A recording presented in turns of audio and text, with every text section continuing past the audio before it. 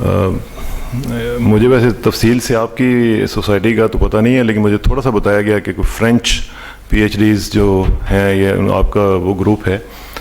آپ اپنا تعارف تو خود ہی کروا دیجیے گا. میں پروفیسر صاحب کے بارے میں تھوڑا سا آپ کو بتا دیتا ہوں کہ پروفیسر صاحب کی جو زندگی ہے وہ تصوف کو پریچ کرتے ہوئے، اور تصوف ظاہر ہے کہ جو مختلف اس میں جو ملاوٹ سی آگی بھی ہے پچھلے کئی سالوں سے، اس کو دور کرتے ہوئے گزری ہے. اور پروفیسر کا جو بیسک کانسیپٹ ہے وہ اس میں 3 ٹیئر کانسیپٹ آپ کہہ سکتے ہیں. ایک تو یہ ہے کہ سب سے پہلے پروفیسر صاحب کا یہ خیال ہے کہ خدا آپ کو اس وقت تک نہیں ملتا جب تک کہ آپ اس کو ترجیح اول نہیں بناتے. So God has to be your top priority. تو اب جو ٹاپ پرائرٹی ہے اس کو آپ کیسے اسٹیبلش کریں گے، یہ ایک الگ سے کویسچن ہے. وہ آپ ایسے اسٹیبلش کریں گے کہ اس کو بتا کے، اس کو یاد کر کے، اپنے وقت کا ایک جو بڑا حصہ ہے وہ اس کے ساتھ رہ کے آپ یہ اسٹیبلش کریں گے کہ you are my top priority. اور جو تیسرا اس کا ٹیئر ہے وہ یہ ہے کہ آپ کی زندگی میں بیلنس ہونا چاہیے، اعتدال ہونا چاہیے. نہ آپ بہت ہی ایکسٹریم رائٹ پہ چلے جائیں، نہ ہی بہت ایکسٹریم لیفٹ پہ چلے جائیں. آپ کی زندگی جو ہے نمونہ ہونا چاہیے اعتدال کا. اور سب سے بڑا نمونہ اور کامل نمونہ جو ہے وہ نبی کریم صلی اللہ علیہ وسلم کی ذات ہے. تو یہ 3 ٹیئر کا جو کانسیپٹ ہے یہ پروفیسر صاحب پیش کرتے ہیں.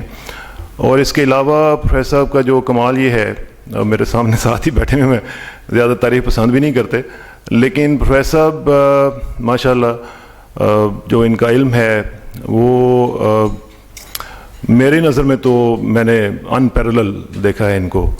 اور الحمدللہ ہم لوگ خوش نصیب ہیں کہ اس دور میں ہمیں ایک ایسے استاد کی رفاقت میسر ہے کہ جو ہمیں ہر طرح کے جو مسائل ہیں، وہ آپ کے علمی مسائل ہیں، خانگی مسائل ہیں، آپ کے کسی قسم کے جو مسائل ہیں وہ حل کرنے میں ہمیں یہ مدد دیتے ہیں. اور اسی کا ایک جو بہت بڑا اسپیکٹ ہے وہ پروفیسر صاحب کا وہ علم ہے جس کو علم الاسماء کہتے ہیں. وہ اللہ تعالیٰ نے ان کو عطا کیا ہے. اور یہ میری رائے ہے کہ پچھلے 1000 سال میں ہمیں کوئی اور استاد ایسا نہیں ملتا تاریخ میں جس کے پاس اتنی اوتھینٹسٹی کے ساتھ یہ نالج موجود ہو. پروفیسر صاحب کے سامنے اگر آپ کسی کا نام لیں یا اپنا نام لے لیں تو پھر آپ کو مزید بتانے کی ضرورت نہیں پڑتی کہ آپ کیا ہیں، آپ کی طبیعت کیسی ہے، آپ کی شخصیت کیسی ہے. وہ اگر آپ کو موقع ملے گا تو اللہ کرے کہ آج آپ تھوڑا سا آزما بھی لیجیے گا. لیکن پروفیسر صاحب کا یہ جو علم ہے یہ بیسیکلی اللہ تعالیٰ کی دین ہے. اور یہ اتنا فیسینیٹنگ ہے اور اتنا خوبصورت ہے، بلکہ میں تو کہتا ہوں کئی دفعہ شاکنگ ہوتا ہے کہ آپ حیران ہو جاتے ہیں کہ وہ کیسے آپ کے بارے میں اتنا جانتے ہوتے ہیں. تو یہ تھوڑا سا مختصر تعارف ہے. یہ بکس انہوں نے لکھی ہوئی ہیں بہت ساری. ایکچولی جو فرسٹ ان کا جو اپنی ہینڈ ریٹن بک ہے وہ تو ہے مقدمۃ القرآن، جو کہ بہت ہی خوبصورت ہے. بلکہ میں آپ سے سجیسٹ کروں گا کہ آپ وہ ضرور پڑھیں. جس نے اپنے کانسیپٹس کو کلیئر کرنا ہو قرآن کے بارے میں اور اللہ کے بارے میں، وہ کتاب بہت بڑی نہیں ہے، ضخیم نہیں ہے، چھوٹی سی ہے، لیکن وہ پڑھنی ضرور چاہیے. اس کے علاوہ 20-22 کے قریب دوسری کتب ہیں جو ان کے لیکچرز پر مشتمل ہیں، وہ بھی پڑھیں اور آپ کے جو کویسچنز ہیں وہ کلیئر ہوں گے. ایک چیز میں آپ کو بتا دوں کہ کسی بھی قسم کا کویسچن آپ کرنا چاہیں وہ مور دین ویلکم ہوگا. اس میں کوئی ٹاپک کی قید نہیں ہے. آپ کسی چھوٹے سے ٹاپک سے لے کے آپ کاسمولوجی تک اگر آپ جانا چاہیں تو آپ کر سکتے ہیں، and you are more than welcome. تو پروفیسر صاحب سے گزارش ہے کہ وہ اپنی گفتگو کا آغاز کریں، پھر آپ کویسچن آنسر بھی کر لیجیے گا.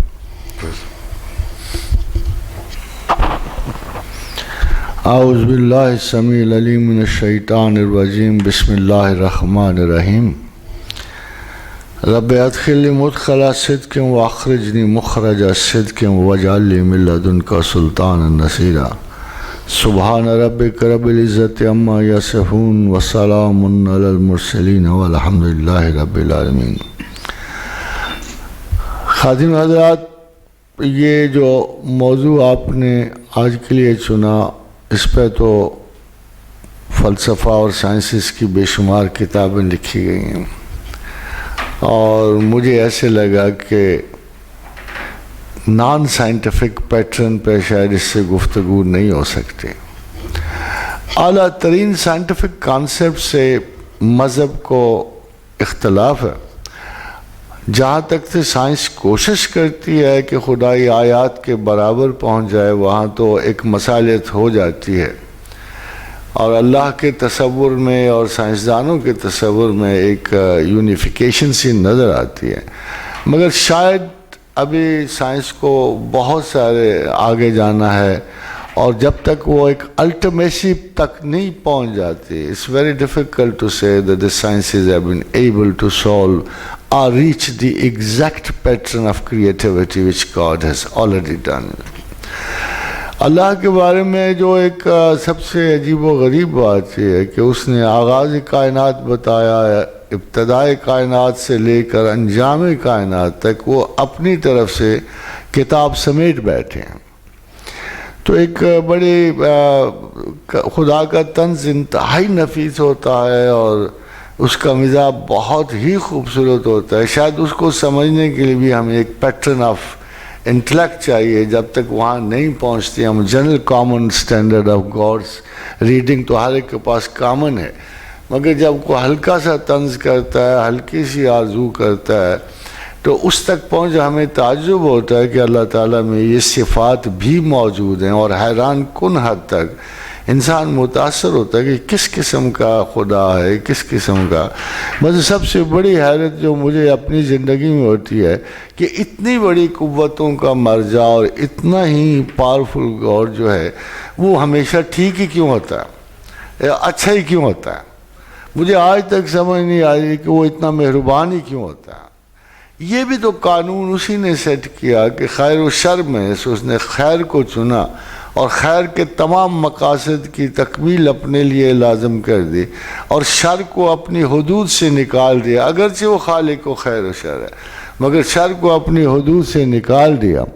تو لگتا یہ ہے کہ یہ ایک بہت بڑا سپر سائنٹسٹ، مفکر، دانا و بینا جو ایک یوٹوپیا کریٹ کر کے بیٹھا ہوا تھا، اس کی خواہش تھی کہ میں اپنے ہم میں اور خدا میں جو ایک بہت بڑا میجر فرق ہے، جو آج کے زمانے کے سب سے بڑا کرائسس ہے، کہ انائے صغیر جو ہے جسے انسان کی انا کہتے ہیں، اٹ ریفیوزز ٹو بی کریٹڈ۔ مختصر میں آپ کو بتا رہا ہوں، ہمیں بڑی کوفت ہوتی ہے کہ اپنی تمام تر فیکلٹیز اور ایبیلٹیز کے ساتھ سڈنلی ہم سوچنا شروع کرتے ہیں یار ہماری تو حیثیت ہی کوئی نہیں، ہم تو کریٹڈ ہیں، اور جو خالق و مالک ہے اس کی مکمل اطاعت ہم پہ فرض ہے۔ تو ہمارے اندر ایک فرینکلی ٹیلنگ یو، کوئی بھی انسان اس کے اندر ایک احتجاج اٹھتا ہے کہ میں جو اپنے آپ کو اتنا معزز سمجھتا ہوں، اتنا بزرگ و برتر سمجھتا ہوں، جملہ کریٹیوٹی سے بڑھ کر میری کریٹیوٹی ہے، اور میں اشرف المخلوقات ہوں، آسن تقویم ہوں، مگر میں کسی خالق کے سامنے بالکل حقیر ہوں۔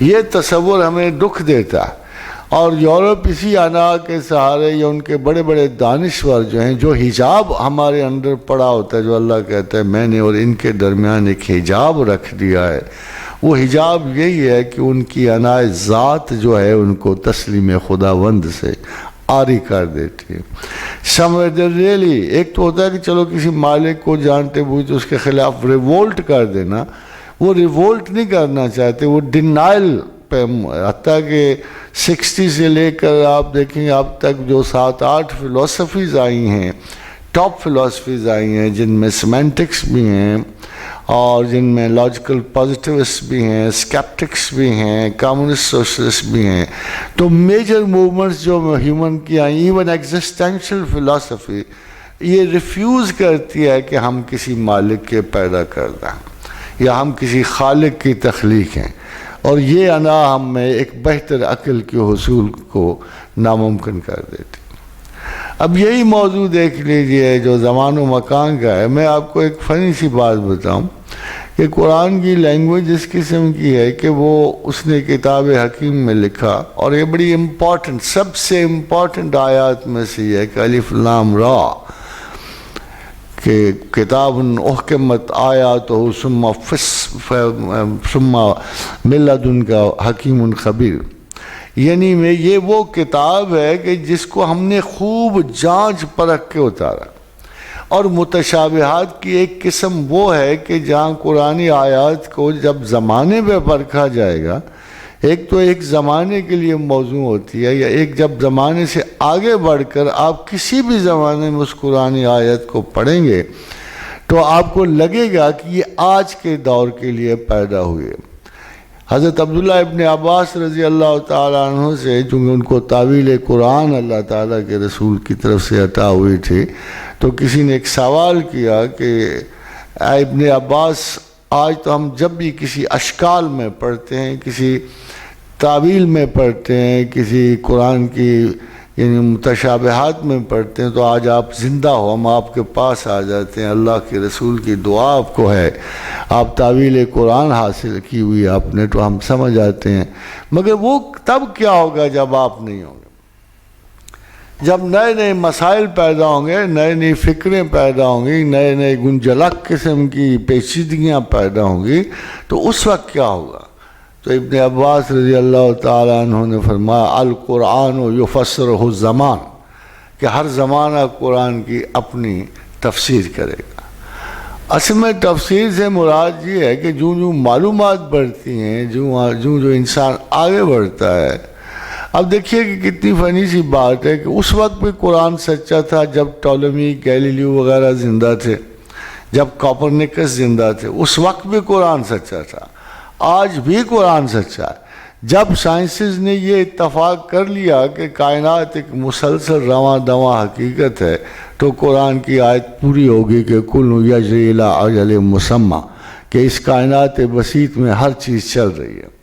مگر اگر آپ ٹولمی کا زمانہ دیکھیں تو آپ کو پتہ لگے گا کہ اس وقت کی سائنسز جو ٹاپ رینکنگ سائنسز تھی، اس میں یہ کہا جا رہا تھا کہ زمین جو ہے سینٹر آف دی کائنات ہے اور سورج اس کے گرد گھوم رہا ہے، اور زمین سالڈ ہے اور اسٹیشنری ہے۔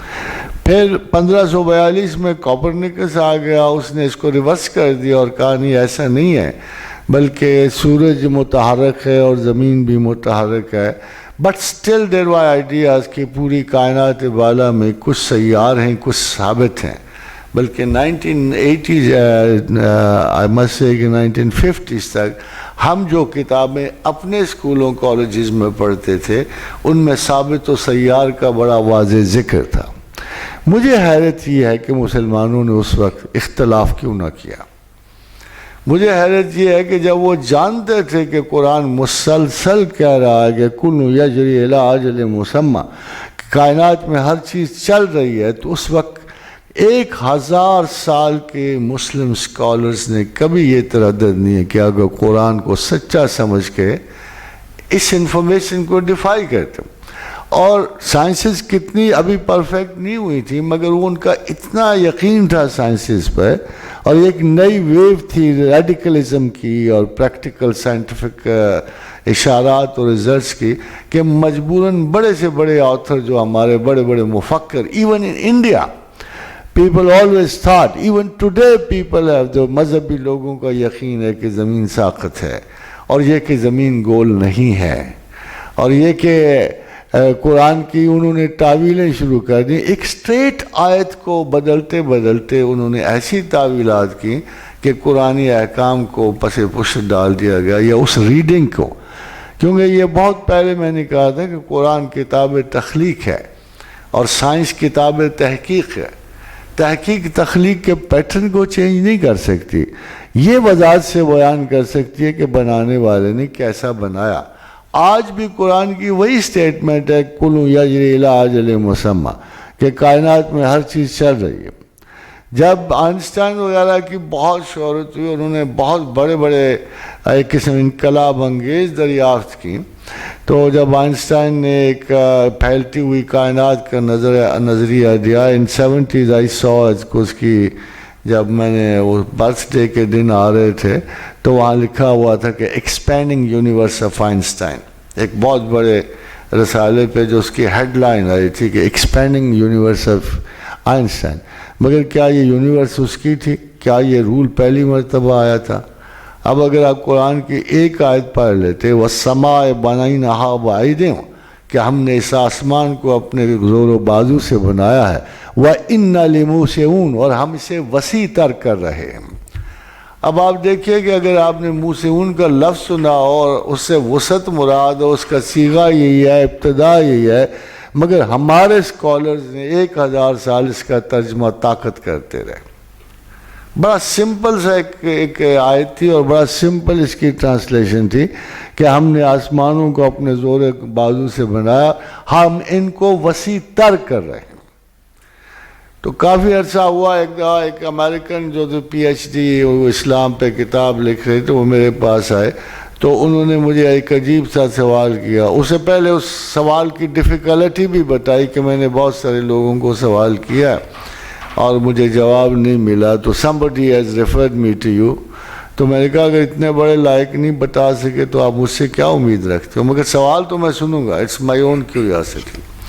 تو انہوں نے کہا کہ قوم یہود کے قریب کاسموس کی عمر 18,000 سال ہے، جس میں وہ روٹین میں آتی جاتی ہے، اور ہندو کے نزدیک اس کی کرسچن کے نزدیک اس کی عمر جو ہے وہ 8,000 سال ہے یا 6,000 سال ہے، اور باقی اقوام کے نزدیک بھی دوائر کائنات ہیں اس کی زندگی اور موت پر. تو آپ کا نظریہ کیا ہے یا قرآن کا نظریہ کیا ہے؟ تو میں نے اسے کہا کہ دیکھو میں تمہیں سمپل ایک آیت کا ترجمہ بتا دیتا ہوں، نتائج اخذ کرنا تمہارا کام ہے.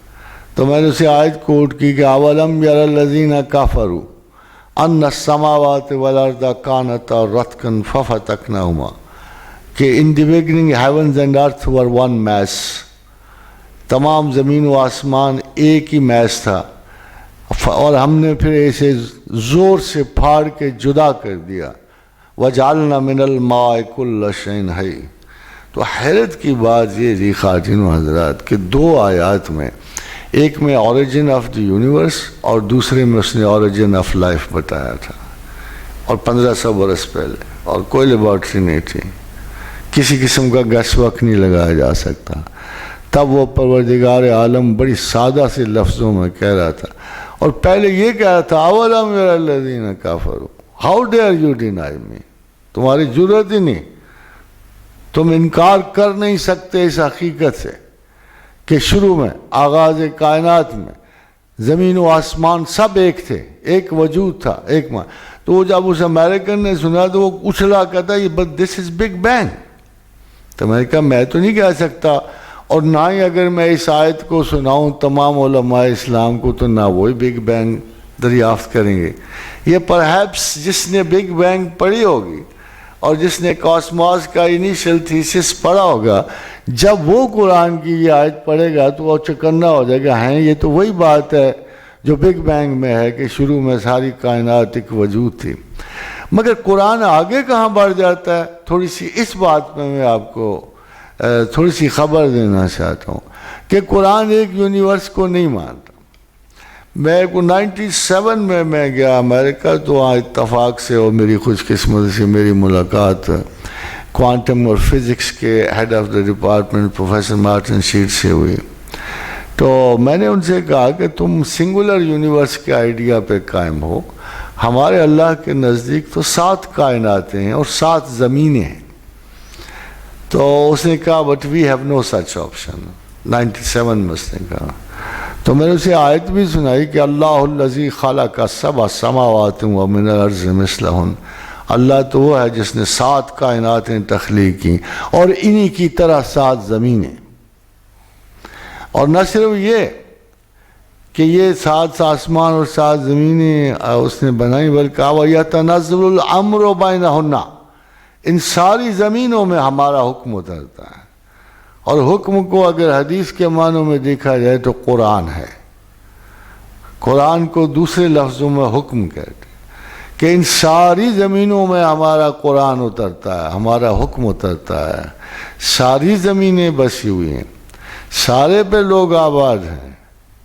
اس کی مین وجہ یہ تھی خواتین حضرات، پھر کہا لِتَعْلَمُوا أَنَّ اللَّهَ عَلَىٰ كُلِّ شَيْءٍ قَدِيرٌ، تمہیں پتہ لگے کہ اللہ تمہارا کتنا بزرگ و برتر اور بڑا ہے. تم اپنے اندازے اس کے بارے میں نہ لگایا کرو، اس کی عظمت کو ماپا نہ کرو. It's beyond your all estimates کہ وہ کیا ہے کیا نہیں ہے. تو خواتین و حضرات ایک ویسی بات چیت ہوتے ہوئے تو مجھے اس نے پوچھا کہ why it is that you know God and why it is I have searched God for 14 years, why it is that I didn't find God. تو میں نے کہا professor the basic fault is کہ God is not a byproduct of mathematical researches. It has to be the top priority of your intellectual curiosity. تو میں نے کہا how can a prime minister sit on a peon's chair. اگر تمہیں خدا چاہیے اور خدا کو آپ کو تلاش مقصود ہے تو وہ چھوٹی استعداد ذہن میں کیسے نصیب ہوگا.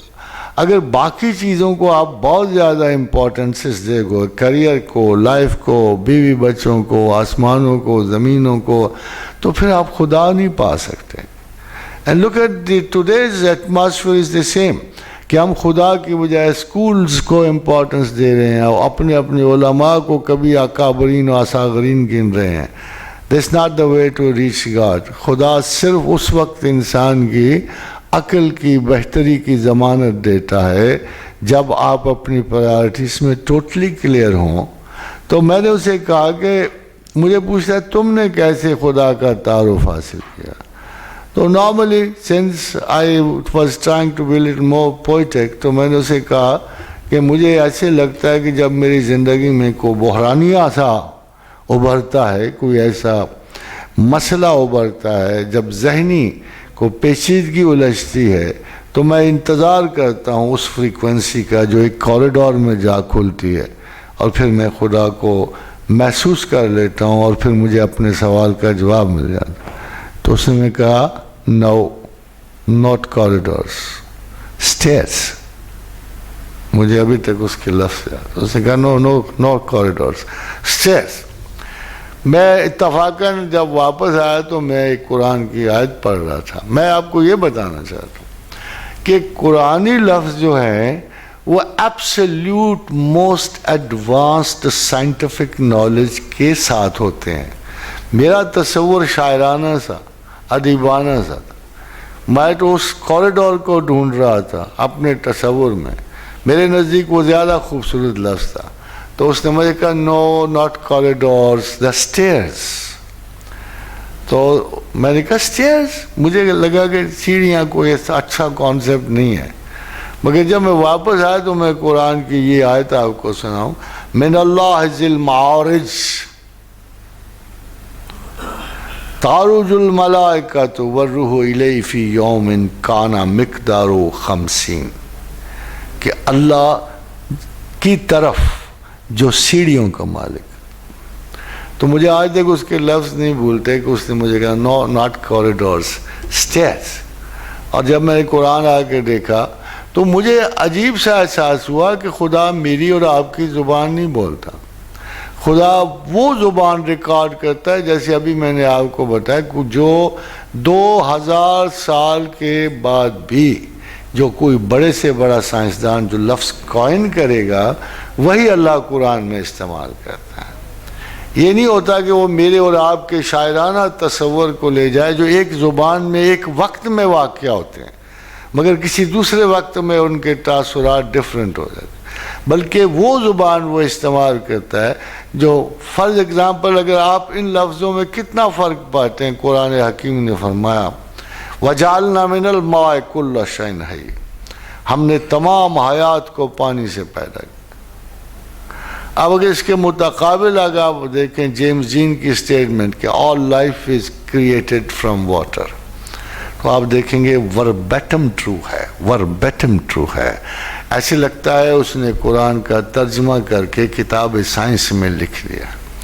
دس is the classic perfection of the Quranic language جیسے کہ وہ زمانوں کو بیچ میں شمار کر کے آگے بڑھتا ہے. ایک دفعہ اتفاق کی بات ہے کہ حضرت امام زین العابدین کے پاس ایک شخص چلے گئے تو انہوں نے کہا یہ جو خدا کہتا ہے کہ ہم جانتے ہیں زمین کی تہوں میں، ہم جانتے ہیں آسمانوں کی بلندیوں میں ہر چیز کو جانتے ہیں، ہمیں پتہ ہے کہ کسی خفیہ دانے پر کتنے شگوفے پھوٹنے ہیں، ہمیں پتہ ہے کہ کسی درخت پہ کتنا پھل لگتا ہے. کہتے چلو زمین کے اوپر تو وہ گن لیتا ہوگا، زمین کے اندر کیسے جانتا ہے؟ تو میں تو اللہ کی بات تو بہت دور کی، میں امام زین العابدین کا آپ کو قول سناتا ہوں کہ فرمایا کہ یہ تم کو سمجھ نہیں آئے گی مگر زمانہ آخر کے لوگوں کو بڑی آسانی سے سمجھ آئے گی. یہ تم کو یہ آیت سمجھ نہیں آئے گی. اور یہی آیت خواتین و حضرات متشابہات کہلاتے ہیں. یہی آیات جو ہیں متشابہات کہلاتی ہیں کہ جن کو اگر اس وقت سمجھنے کی کوئی کوشش کرتا تو شاید بڑی مشکل پڑتی، چونکہ اس وقت معجزے ہو رہے تھے، اور معجزہ بذات خود ایک دلیل تھا. معجزہ اس طرح کی نہیں کہ کسی نے غیر معمولی واقعات بتا کے آپ کو امپریس نہیں کرنا ہوتا تھا. مگر جب یہ سائنٹیفک پروگریس نہیں تھی، جب علم نہیں تھا، جب یہ دانشمندیاں نہیں تھیں، تو پروردگار عالم نے معجزہ اس لیے ایڈ کیا کہ اگر یہ غیر معمولی واقعہ تمہاری عقل سے بالا ہے تو کچھ باتیں اللہ کی تمہیں اس وقت عقل سے بالا نظر آئیں گی، جو بعد میں للمتعمقین فی آخر الزمان.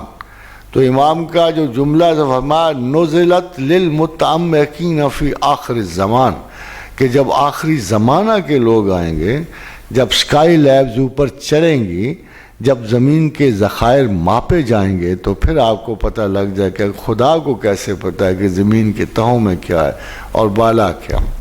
ایک اور بڑا جو ہمارا انٹلیکچول فنی سا اسپیکٹ ہے کہ آج کے فرض کیجئے کوئی عام شیئر انٹلیکچول ہو تو اس کا خیال یہ ہوتا ہے کہ it's not possible for God to know all the small things جو ہم کرتے پھرتے ہیں.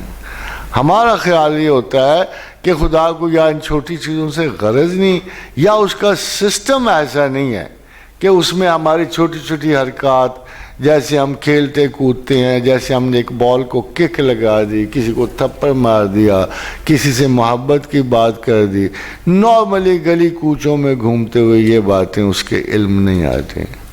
مگر وہ بڑا عجیب و غریب اور بڑی شاندار سی خدائی ہے اس کی. وہ کہتا ہے اچھا اگر میں تمہیں پہلے دن کی خبر دے سکتا ہوں، میں تمہیں بتا سکتا ہوں کہ ابتدائے کائنات کیا ہے، اور اگر تمہیں بتا سکتا ہوں وَإِذَا زُلْزِلَتِ الْأَرْضُ زِلْزَالَهَا وَأَخْرَجَتِ الْأَرْضُ أَثْقَالَهَا الْقَارِعَةُ مَا الْقَارِعَةُ وَمَا أَدْرَاكَ مَا الْقَارِعَةُ يَوْمَ يَكُونُ النَّاسُ كَالْفَرَاشِ الْمَبْثُوثِ وَتَكُونُ الْجِبَالُ كَالْعِهْنِ الْمَنْفُوشِ. جو میں تمہیں قیامت تک کی بھی خبریں دے رہا ہوں، تو بیچ میں اس نے ایک عجیب سا جملہ ایسے لگتا ہے کہ بڑے زیر لب تبسم سے پروردگار نے فرمایا اے اچھے لوگوں بتاؤ الا یعلم من خلق. مجھے بیچ میں نہیں پتہ لگے گا میں نے کیا تخلیق کیا، یا مجھے بیچ میں نہیں پتہ لگے گا کہ تم لوگوں کو تخلیق کر کے کیا تمہارے خیالات سے میرا کوئی واسطہ نہیں رہے گا، تم کیا سوچتے ہو کیا نہیں سوچتے ہو مجھے نہیں پتا ہوگا. اس وجہ سے خواتین و حضرات لاسٹ جو میں نے سالانہ اپنا لیکچر دیا تھا اس میں ایک بڑی میجر قرآنی آیت سے استنباط کیا تھا. وہ میرا اپنا تصور نہیں تھا. جب خداوند کریم نے یہ ارشاد فرمایا وَنَفْسٍ وَمَا سَوَّاهَا فَأَلْهَمَهَا فُجُورَهَا وَتَقْوَاهَا، کہ میں نے نفس انسان کو درست کیا اور میں نے الہام کیے فسق و فجور، اور میں نے ہی الہام کیے خیال خیر و خیال شر. تو مجھے ایک عجیب سا اچنبھا سے ہو کہ what do we think، اگر خیال خیر بھی ادھر سے آنا. اور دیکھیے دنیا میں تو ایک سوال ہے ہمارے لیے، اسی طرح خیال کی لیول پہ بھی ایک ہی سوال ہے. there are only two packets، ایک خرابی کا پیکٹ ہے، ایک بھلائی کا پیکٹ ہے، ایک خیر کا پیکٹ ہے، ایک شر کا پیکٹ ہے. جیسے دنیا میں میرے نزدیک بہت چھوٹی سی فکر کا مسئلہ ہے، صرف ایک کوشچن ہے. two kinds of people only، those who like to live with God، those who like to live without God. تیسرا تو کوئی مسئلہ ہے نہیں. جب ان کی ڈیٹیلز میں جاؤ گے تو بے شمار انسٹیٹیوشن چھوٹے چھوٹے حائل ہو جاتے ہیں. مگر اگر بنیادی مسئلے پہ آپ غور کرو تو ہمارا صرف ایک مسئلہ ہے دنیا میں جو ہم نے حل کر کے نکلنا ہے. whether leave the earth with the admission to the concept of God or leave the earth by totally refusing that there is no God and I don't believe him. اسی لیے قرآن حکیم میں اللہ نے صرف 2 ولی گنائے ہیں, تیسرا کوئی ولی نہیں گنایا. اللہ ولی الذین آمنوا یخرجہم من الظلمات الی النور, اللہ ولی ہے ایمان والوں کا اور انہیں اندھیروں سے روشنی کو لے کے چلتا ہے.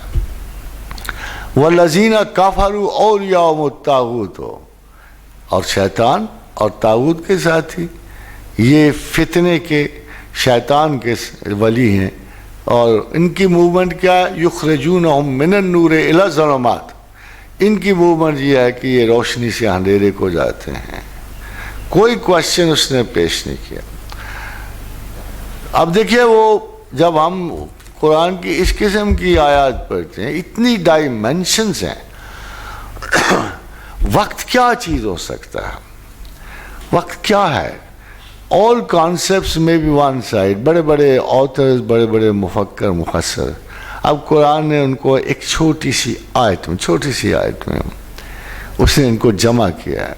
ہمارے زمانے سے لے کر اب تک جو بہت بڑے 2 فلاسفرز گزرے ہیں, نیٹشے اور برگسن, ایک کے نزدیک زمانہ ایک وائٹیلٹی ہے, along with all, اس فلسفے کا نام تھا اسٹریم آف کانشسنس ہے. وہ کہتا ہے زمانہ ہمیں فلم کی طرح گزار رہا ہے. Actually we are a kind of a continuous film ہے جو چل رہی ہے زمانے کے اندر. ایک وقت آئے گا کہ آل پاسبلٹیز ختم ہو جائیں گی, زمانہ اس وقت ختم ہو جائے گا.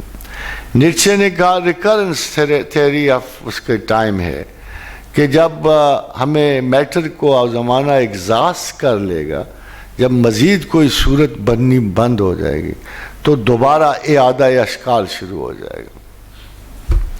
ان مائی پوسٹ گریجویشن ڈیز تو میں نے اس پہ ایک نظم بھی لکھی تھی کہ اگر زمانہ اسی طرح بلینز اور ٹریلینز ایئرز کے بعد گزرتا ہوا دوبارہ جب اعادہ کرنا شروع کیا تو ہم سب آپ جیسے ابھی بیٹھے ہیں, maybe after a trillion years we'll all be sitting over here.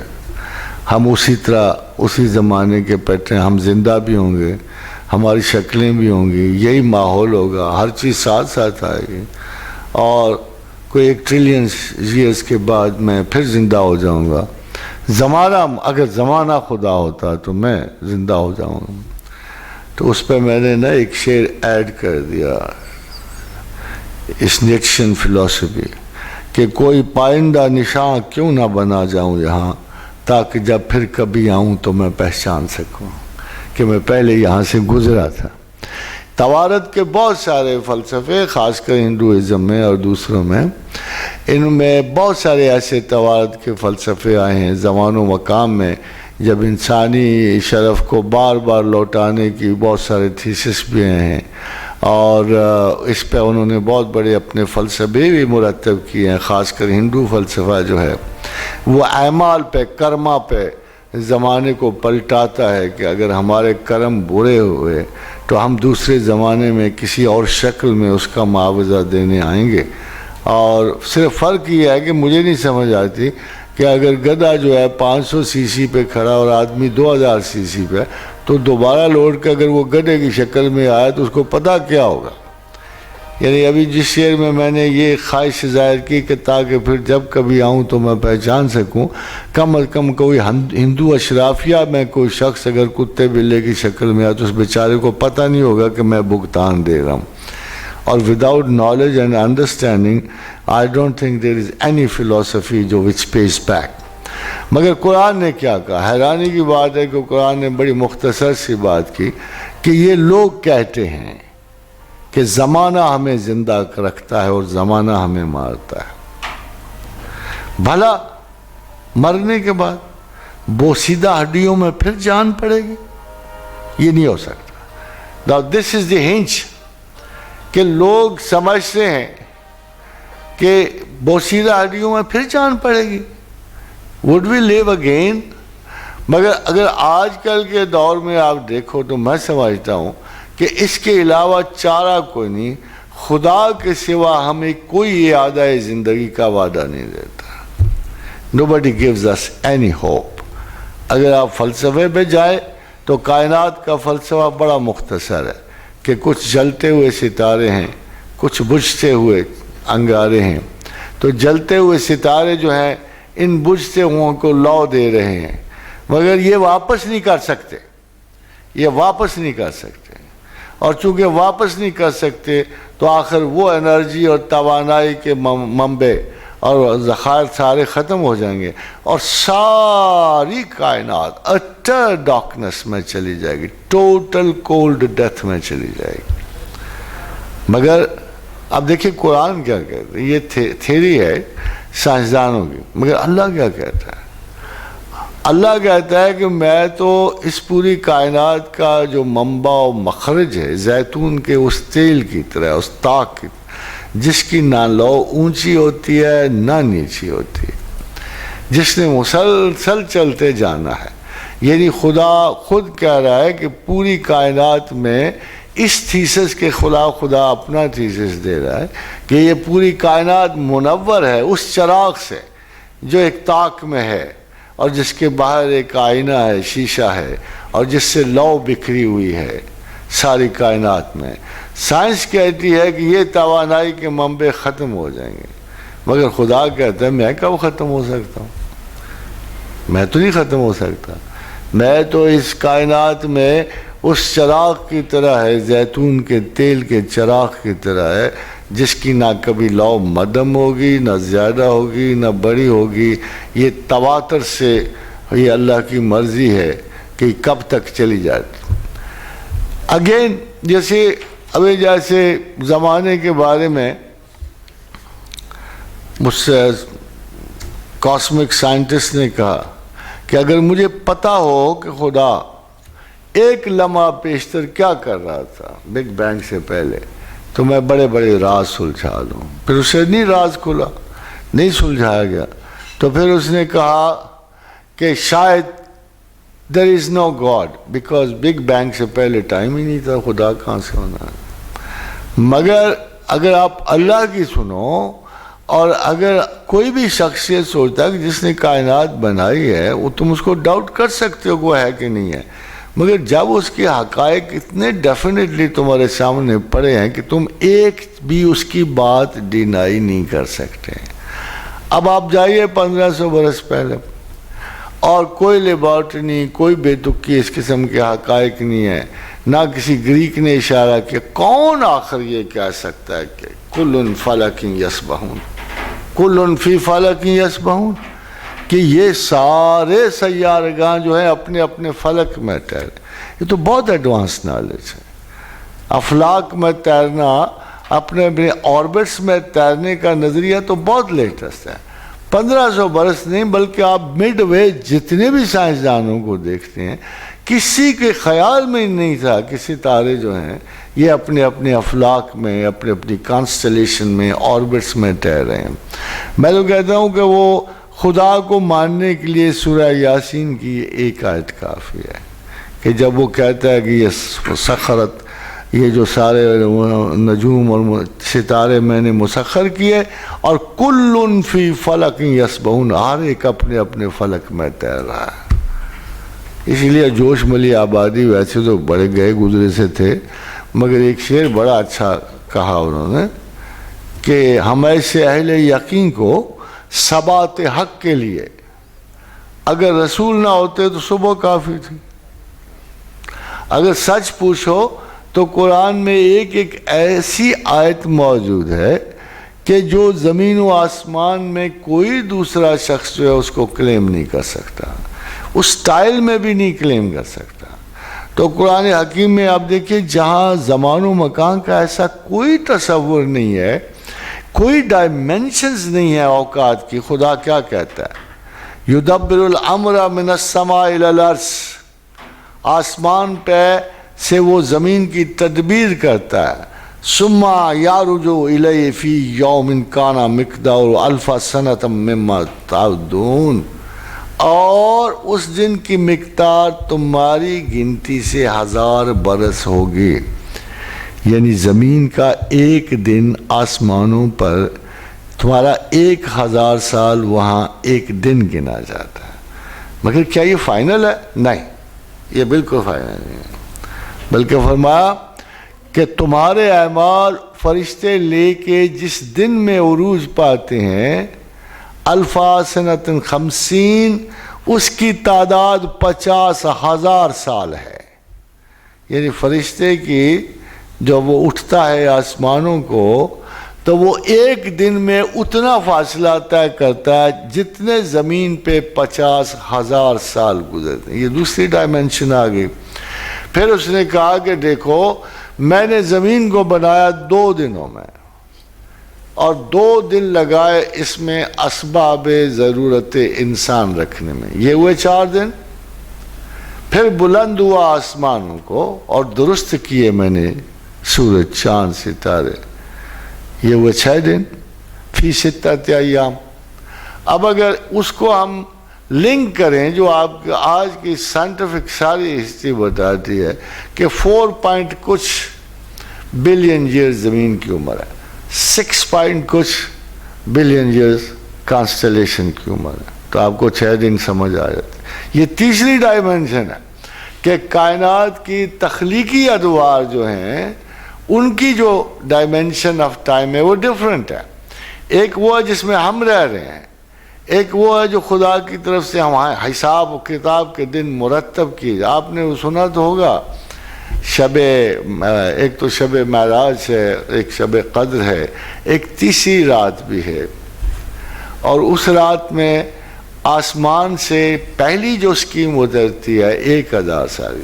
Let me tell you, تھوڑی سے میں پیچھے بات لے جاؤں تو آپ کو ساری سمجھ آ جائے گی کہ پروردگار عالم نے ایک کائنات، ایک بستی بسانی تھی، بہت بڑی کائنات تخلیق کر بیٹھا تھا، اتنی بڑی جنت بنا بیٹھا تھا جو ہمارے تصور سے ورا ہے.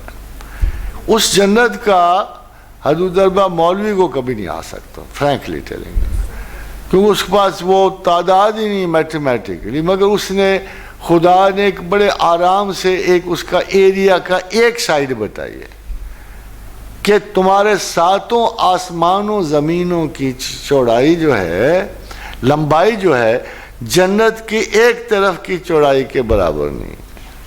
یہ جنت کا سائز ذرا آپ خود ہی سوچ لو کتنا بڑا ہوگا. یہ قرآن حکیم میں اللہ نے فرمایا کہ یہ جو جنت ہے یہ اتنی بڑی ہے کہ اس کی جو چوڑائی ہے 7 آسمانوں اور زمینوں کی لمبائی کے برابر. But we can now give it some terms. ہم کہہ سکتے ہیں کہ یہ ابتدائی گیلیکسیز میں ایک اتنی بڑی گیلیکسی ہے جس سے یہ ساری کائنات کے اندازے چھوٹے ہیں. اتنی بڑی گیلیکسی ہے. اب فرض کیجئے میں آپ سے کہوں کہ میں اگر جنت کی بڑی آرزو کرتا، اور میں نے اکثر لوگوں سے کہا کہ یار ہم سودا غلط تو نہیں کر رہے کہیں جنت والا. ہمارے پاس ایک گیلیکسی کھڑی ہے اینڈرومیڈا، 1 خرب ستارہ ہے اس میں. زمین پہ 7 ارب لوگ ہوں گے، تو آپ خود اندازہ لگا رہے ہیں ایک بندے کے ہاتھ کتنے ستارے آتے. تو میں ہمیشہ ان سے کہتا ہوں یار اتنا لالچ نہ کرو، اس سے اہلیت اور صلاحیت مانگ لو. 12 ستارے تو سب کو آ جائیں گے اوپر اینڈرومیڈا میں، تو جنت کی کیا ضرورت ہے. آپ کو پتا نا اقبال نے ایک بڑا مزیدار شعر لکھتا ہے کہ گفتند جہان ما آیا با تمہیں سازت. پوچھا گیا کہ ہمارا جہان تمہاری رضا و رغبت کے مطابق ہے؟ تو کہتا ہے میں نے کہا نمی سازت. کہتا ہے میں نے کہا یہ تو مجھے اچھا ہی نہیں لگتا، عجیب برباد ہے مہاتما بدھا کی زبان میں کہ دکھوں کا گھر ہے، اس میں رہ کے کیا کرنا. تو اس نے کہا گفتند کے برہم زن. تو انہوں نے کہا اچھا اسے برباد کرو، چھوڑو اس کو، کیوں اس کے ساتھ چمڑے ہوئے ہو، نکلو اس سے باہر. تو میں سوچ رہا تھا کہ اقبال کو، جیسے اقبال نے کہا ہے کہ اگر چلو جنت نہیں ملتی، کچھ سیکنڈ چوائس پہ طور پہ ہمیں 12 14 ستارے اوپر دے دے، صرف یہ کہ صلاحیت بھی دے دے کہ ہم ان کو آباد کر لیں، زندہ رہ سے. زندگی تو ہوگی کہ یہی ایک واحد موت ہے جو ہمیں آنی ہے اس زندگی میں، اس کے آگے تو ایک ایٹرنل لائف ہے جس وچ ہیز بین گارنٹیڈ. اور خاصین حضرات دیکھا جائے تو زمانہ ہے کیا؟ مجھے بعض اوقات بڑا عجیب سا لگتا ہے سارے کانسیپٹ جو سائنسز کے ہیں ٹائم کے بارے میں. زمانہ کچھ بھی نہیں، سچ پوچھو تو زمانہ سرے سے موجود ہی نہیں ہے. اس لیے کہ جب حدیث قدسی آئی اور حضور صلی اللہ علیہ وسلم نے فرمایا لا تسب الدہر انا الدہر، زمانے کو برا مت کہو، زمانہ میں ہوں. اللہ نے کہا کہ زمانے کو برا مت کہو، لا تسب الدہر انا الدہر، زمانے کو دہر کو برا نہ کہو، میں زمانہ ہوں. خادم حضرات، تو اصل میں اقبال سے تھوڑی سی نارسائی ہو گئی. اس کا مطلب زمانے کا وہ مطلب نہیں تھا. اس کا مطلب یہ تھا کہ جب آپ گلہ کرتے ہو، رنج اٹھاتے ہو، جب کہتے ہو اعتبار اچھی تھی، سنوار نہیں اچھی تھی، جب آپ کہتے ہو یہ وقت برا ہے، تو آپ دراصل خدا کو کوس رہے ہوتے ہو، کیونکہ یہ سارا کچھ pre plan design figured by God Almighty Allah. تو خدا کہتا ہے کہ مقدر یا زمانہ جو چیز بھی تمہارے سامنے آ رہی ہے اس کو برا نہ کیا کرو، اصل میں تم مجھے برا کرو. میں اگر کہوں کسی زمانے کو دشنام سناؤں اور کس دن ہمارے سر پہ کس دن نہ تہمتیں نہ تراشا کیے اردو، کس دن ہمارے سر پہ نعرے چلا کیے، تو میں اگر روز یہ کہوں گے اللہ میاں روز میرے سر پہ نعرے چل رہے ہیں، روز مجھے تہمتیں برداشت کرنی پڑ رہی ہیں، وقت ہی برا ہے، ساتھ ہی منحوس ہے، تو یہ کہا جائے گا کہ تم اس کے خالق کو یہ سنا رہے ہیں جس نے یہ مرتب کیا ہے نظام، جس نے یہ وقت بنایا ہے آپ کے نصیب میں، اور جس نے یہ ساری کنڈیشن. وہ اپنے وقت خود برا کرتا رہے، کوئی پرابلم، مگر جب ہم کریں گے تو ہم اوبیڈینس سے نکل جاتے ہیں. تلک الایام نداولها بین الناس، ہم لوگوں پر ایک جیسے دن نہیں رہنے دیتے. جب ایک جیسے دن نہیں رہیں گے تو ہم برے دنوں کی حکمت نہ جانتے ہوئے ان کو برا کہتے ہیں. کسی اور ڈائمنشن آف مائنڈ سے دیکھیں، یہ بات اللہ کے رسول نے ہمیں بتائی، یہ بات قرآن نے ہمیں بتائی کہ جس وقت سوراخ کیا جا رہا تھا کشتی میں تو بڑا برا منایا حضرت موسیٰ علیہ السلام. جب دوسری ڈائمنشن آف ریزن میں ان کو سمجھایا گیا تو ان کا اچھا یہ تو مجھے اب سمجھ آیا کہ دراصل یہ نقصان اس کے نصیب کی بہتری کے لیے تھا. سملرلی اب ایک اور زمانہ دیکھیے، this is the top most example. I have never been able, it shocks my brain. شاید آپ دیکھیں حضرت عزیر کے قصے میں دیکھ لیجیے کہ زمانہ کیا ہے. حضرت عزیر کے قصہ یوں ہوا کہ آپ جا رہے تھے تو اچانک خیال ہوا، سارے پیغمبروں نے یہ جستہ سوال کیا اللہ سے. جب یقین محکم ہو گیا، علم سے خدا کو شناخت پوری ہو گئی، پھر بھی ان کو تجسس رہتا کچھ ڈیمانسٹریشن دیکھ لیں. تو علم کے 3 مدارج، علم الیقین، عین الیقین، حق الیقین. تو علم الیقین کا مطلب ہے جب آپ کی دلیل اللہ پہ مکمل ہو گئی، جب آپ نے سوچا سمجھا and your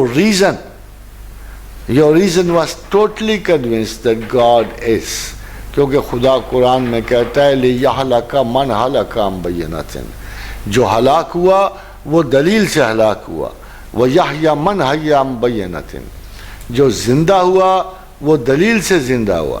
جب آپ نے دلیل ڈھونڈی، جب آپ کو اللہ کی دلیل مل گئی تو آپ نے خدا کو مان لیا، تو آپ کا علم الیقین پورا ہو گیا. خادم حضرات، اس میں تھوڑی سی فنی بات یہ ہے کہ ہر ایک بندے کی دلیل کا معیار اپنا ہوتا ہے. فار ایگزامپل مجھے شہر میں چلتے ہوئے میرا ایک شناسا ملا، اس نے دور سے مجھے کہا پروفیسر صاحب آج میں اللہ کو مان گیا ہوں.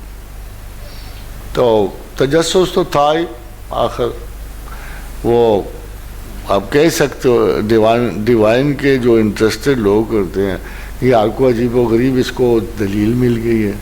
تو میں نے کہا ہوا کیا، آج کیسے اللہ کو مانے؟ تو نے کہا میں بس فاقہ زدہ تھا گھر سے چلتے ہوئے، میں نے کہا یا اللہ اگر مجھے 50 کا نوٹ مل گیا تو تجھے مان جاؤں گا. کہہ دیجیے ابھی سڑک کے کنارے سے مجھے 50 کا نوٹ مل گیا. تو میں نے کہا یار تو نے بڑا سستا پا لیا اللہ کا، یہ تو میں اتنا سستا اگر خدا ملتا ہو تو پھر کیا چاہیے ہوتا ہے. اینی ایک لیول ہے، ایک سطح ہے. ہر آدمی کوئی ایموشنل بیسس پہ خدا پا لیتا ہے، کوئی جیسے شگون لیتے ہوئے خدا کو پا لیتا ہے، مگر عقل والوں کو ایک ڈیفینٹ ریزن چاہیے ہوتی ہے اپنے آپ کو کنونس کرنے کے لیے، دوسروں کو کنونس کرنے کے لیے. اور جب دوسروں کو کنونس کرنے کی بات ہو تو کبھی کبھی تبلیغی بھائی مجھ سے جو الجھتے ہیں اور پھر بعد میں وہ ان کو تکلیف بڑی ہوتی ہے، تو میں ان سے کہتا ہوں دیکھو یار میں تمہیں کچھ نہیں کہہ رہا، میں تو اللہ کے حکم کی پابندی چاہتا ہوں. اور جب خدا یہ کہہ رہا ہے کہ جب تم تبلیغ کرنے جاؤ تو تمہارا علم بہت زیادہ، تمہیں بہت زیادہ علم ہونا چاہیے، نہ صرف علم ہونا چاہیے، وَبِالْمَوْعِظَةِ الْحَسَنَةِ، تمہارے ڈائلاگ کا طریقہ بھی اچھا ہونا چاہیے، مہذب ترین طریقہ ہونا چاہیے، اچھے الفاظ ہونے چاہیے، تمہاری انڈرسٹینڈنگ بہت خوبصورت ہونی چاہیے، اور تاکہ تم کنوینس جو ہے کنوے کرنا بھی، ایک تو علم ہے، دوسری اس کی کنوینس ہے وہ بھی بہت اچھی ہونی چاہیے. اور تیسرا وَجَادِلْهُمْ بِالَّتِي هِيَ أَحْسَنُ، جب تم بحث کرو تو بڑی خوبصورت بحث، اوفینڈ کر کے تم بحث نہیں کر سکتے، تم جب بحث بھی کرو تو بڑے خوبصورت انداز سے کرو. اور یہ تین چیزیں ہو تو ترسیل علم کا ایک باب پورا ہو جاتا ہے، اچھا علم، اچھا انداز، اور تیسری چیز جو ہے کہ مباحثے میں، بحث میں، مجادلہ بحث میں، جادلہم باللتی ہی احسن، وہ بھی بڑی خوبصورت طریقہ ہونا ہے. نو انسلٹس، نتھنگ ایٹ آل. یہ نہ ہو کہ بحث کرتے کرتے گتھم گتھا ہو جاؤ اور ایک دوسرے کے گلے کاٹتے پھرو. تو آپ اگر دیکھو گے تو خدا کی حکمت عالیہ کچھ ایسی ہے، وہ عالم ہے بیسیکلی، اس کو جبر سے کوئی واسطہ نہیں ہے. رولز کی نگہداشت وہ تو اس کا رسول بھی نہیں برداشت کرتی. یاد ہوگا آپ نے کہ حضور نے فرمایا تھا اگر فاطمہ بنت محمد بھی چوری کرے گی تو اس کا بھی ہاتھ کاٹا جائے گا. یہ تو رول کی پابندی کا انصاف جو دوسرے لوگوں کے لیے بینیفیشل ہے، اس میں نہ خدا ریلیکس کرتا ہے نہ رسول ریلیکس کرتا ہے. مگر سب سے بڑا رسول یہ ہے کہ عقل کا استعمال اور خدا کو پہچاننا. تو میں آپ سے کہہ رہا تھا کہ پیغمبر بھی کبھی کبھی کہتے ہیں کیفا تحیی الموتى، اے اللہ بتا تو صحیح، ایک اچنبا سا ہے کہ تو مردہ کو زندہ کیسے کر. تو عزیر بھی گزر رہے تھے تو انہوں نے ایک بستی کو دیکھا، اونڈے پڑے ہوئے، برباد ہوئی، کنویں سوکھ گئے، پتے جھڑ گئے، سارا خزاں کا موسم تھا، کوئی شخص نظر نہیں آیا. تو فرمایا ان یحیی ھذہ اللہ بعد موتھا، کہ اللہ کیا تو مجھے دکھا سکتا ہے کہ تو مردے کیسے زندہ کرے. فاماتہ اللہ 100 عام ثم بعثہ، 100 برس کے لیے عزیر کو مار. یہ بڑی امپورٹنٹ ہے زمان و مکان کی انڈرسٹینڈنگ میں. یہ فاماتہ اللہ 100 عام ثم بعثہ، 100 برس کے لیے مار دیا، پھر جگایا. قال کم لبثت، عزیر کتنی دیر رہے تم؟ کہا لبثت یوما و بعد یوم، میں ایک آدھ دن سویا ہوں گا. اچھا، فانظر الی طعامک ولم یتسنہ وشرابک لم یتسنہ، دیکھ ذرا کھانے پینے کو دیکھ جو تو ساتھ لایا تھا، کھانے میں اسی کی خوشبو تازگی کی آ رہی تھی، ہلکا ہلکا سے غبار اٹھ رہا تھا اس کی گرمائش کا.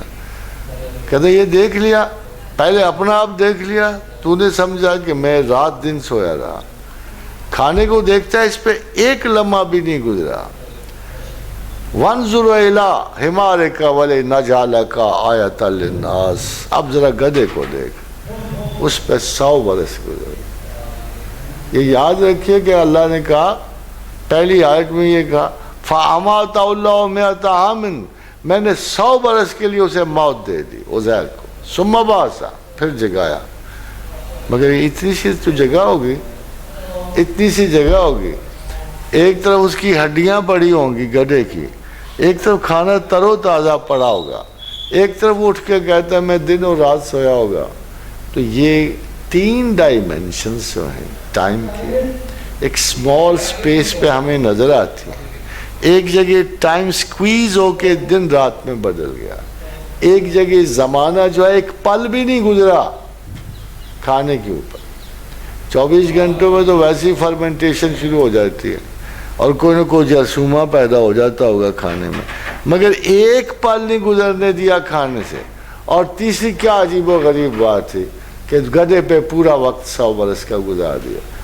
وانظر الی حمارک, ذرا دیکھ اپنے گدھے کا, وَلِنَجْعَلَكَ آیَةً لِلنَّاسِ, اور انسانوں کے لیے اس میں ہم نے نشانیاں رکھی ہیں. تو خواتین حضرات, ایک بڑی سی سادہ سی جو چیز سمجھ آتی ہے کہ وقت بذات ہی کوئی شے نہیں ہے. وقت اللہ تعالیٰ کی فکر ہے, اس کا حکم ہے, اور جیسے چاہے اوقات کو زندہ رکھتا ہے. ابھی بھی حضرت عیسیٰ علیہ السلام کو اٹھا لیا گیا, بل رفع اللہ علیہ, اٹھا لیا گیا, مگر اٹھنے کے بعد کہیں تو رکھا ہوگا. میرے زمانے میں 1000-2000 سال گزر گئے, اب تو نزول عیسیٰ کا وقت قریب ہے, تو ہمارے زمانے میں تو گزر گئے 2000 سال, مگر وہاں سے تو وہ اسی عمر میں اتریں گے, نہایت دھوئے ہوئے, تازہ تازہ غسل کیے ہوئے, 2 چادریں شانوں پہ لٹکائی ہوئی. اوبیسلی یہ سارے کا سارا زمانہ جو ہے اس کا تعلق ہمارے ذہن سے ہے. وقت کی بہت بڑی ڈائمینشن انسانی برین ہے.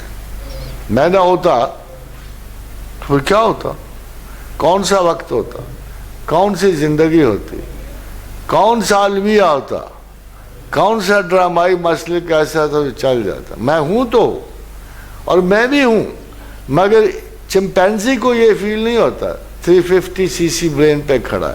مجھے ہوتا ہے جس کو اس نے امانت عقل دیکھی ہوئی. کبھی آپ کو احساس ہوا کہ ہمارا اپنا کچھ بھی نہیں زمین پر, نہ کوئی رشتہ, نہ کوئی ناتا.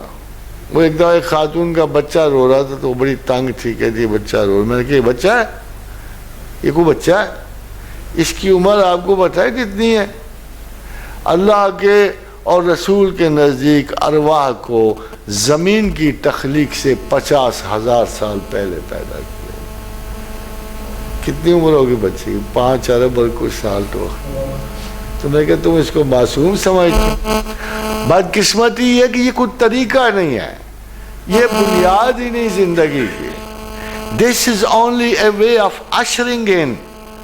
اشرنگ کے اینٹری اور ایگزٹ لگانے کے لیے جو کائنات بالا میں جن ارواح کو اس نے سمیٹ رکھا ہے, ہر ایک کو آزمائش کے لیے آنا ہے. اب زندگی میں فرض کرو اگر آپ ایک اوریجنل ویو پوائنٹ رکھتے ہو کہ زندگی میں کیسے رہنا ہے, تو زندگی میں ایک قیدی کی طرح رہنا. اللہ کے رسول نے فرمایا الدنیا سجن المومن, دنیا مومن کا قید خانہ ہے. دل اس کا لگتا ہے جو ایمان والا نہیں ہے, اسی کو تکلیف ہوتی ہے. وہ گلیورز ٹریول تو آپ نے کتاب تو پڑھی ہوگی, کتنا بڑا دیو تھا, کتنے چھوٹے چھوٹے دھاگوں سے پکڑا گیا, وہ چھڑا نہیں سکتا, بونوں نے اسے دھاگوں سے باندھ دیا. یہ انسان, حضرت انسان واقعی دیو تھا, بہت بڑا تھا. ایک ویسے سوال آپ اپنے آپ سے پوچھ کے دیکھ لیجئے, کیا یہ ممکن ہے کہ شیطان کا ہم اس پیٹرن میں مقابلہ کرتے؟ کیا یہ ممکن تھا کہ ہم ملائکہ کا اس پیٹرن آف لائف میں مقابلہ کرتے؟ کیا آپ کو خیال لگتا ہے کہ آدم ہماری طرح تھا جب اس کا میچ پڑا ہوا تھا اوپر؟ وَعَلَّمَ آدَمَ الْأَسْمَاءَ كُلَّهَا ثُمَّ عَرَضَهُمْ عَلَى الْمَلَائِكَةِ فَقَالَ أَنبِئُونِي بِأَسْمَاءِ هَؤُلَاءِ إِن كُنتُمْ صَادِقِينَ. آپ کا خیال وہ ہمارے جسم میں ہوگا؟ ہمارے ایسے کوئی شے نہیں تھی. اگر شیطان ٹرانسفارمر ہے اور فرشتہ ٹرانسفارمر ہے تو مقابلے میں تو وہ بھی ٹرانسفارمر ہی ہوگا, وہ بھی تو ٹرانسفارمر ہی ہوگا اس وقت.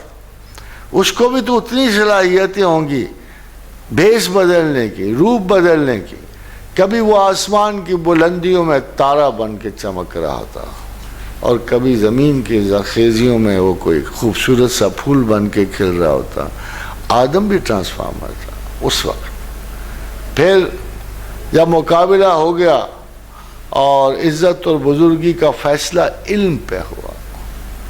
وَعَلَّمَ آدَمَ الْأَسْمَاءَ كُلَّهَا ثُمَّ عَرَضَهُمْ عَلَى الْمَلَائِكَةِ فَقَالَ أَنبِئُونِي بِأَسْمَاءِ هَؤُلَاءِ إِن كُنتُمْ صَادِقِينَ. سچے ہونا یہ تم بھی لے جاؤ کتاب حیات, تم بھی تختی لے جاؤ, وہ بھی تختی لے جائیں, واپس آؤ, پھر دیکھیں گے. 10,000 20,000 سال پڑھنے پڑھانے کے بعد ملائکہ آئے, انہوں نے ایک جملہ کہا.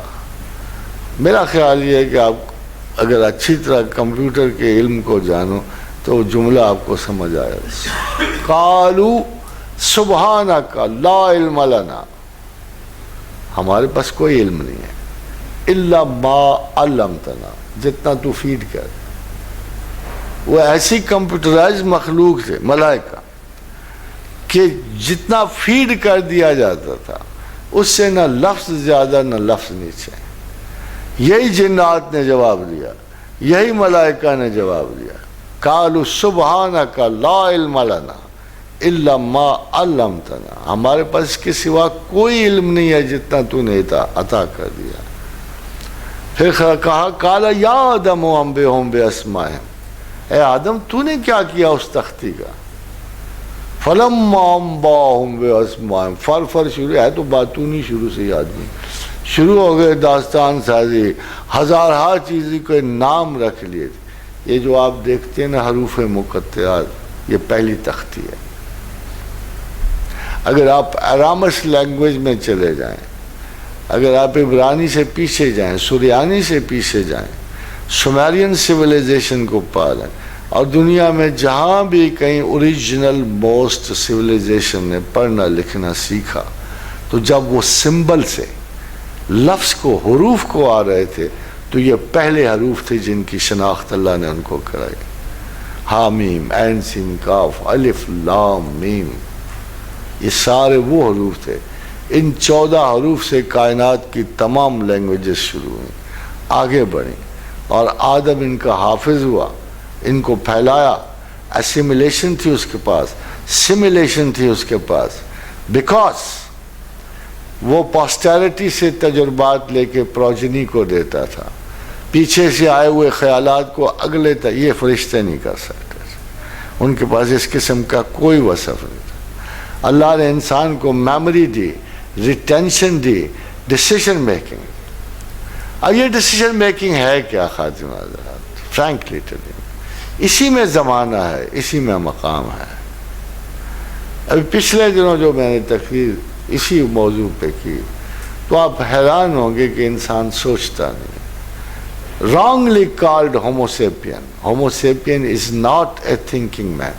thinking کہتے کس کو ہے؟ ہمارے پاس 1 بلین سیلز ہیں کارٹیکس برین میں, 1 بلین سیلز یہ پڑے ہوئے ہیں. اگر باہر سے کوئی سٹیمولس نہ آئے تو یہ کچھ بھی نہیں کر سکتے, مردہ پڑے رہیں گے. جب باہر کوئی سٹیمولس ریکارڈ ہوتا ہے تو وہ ٹرانسفر ہوتا ہے کارٹیکس برین کے بلین سیلز کو.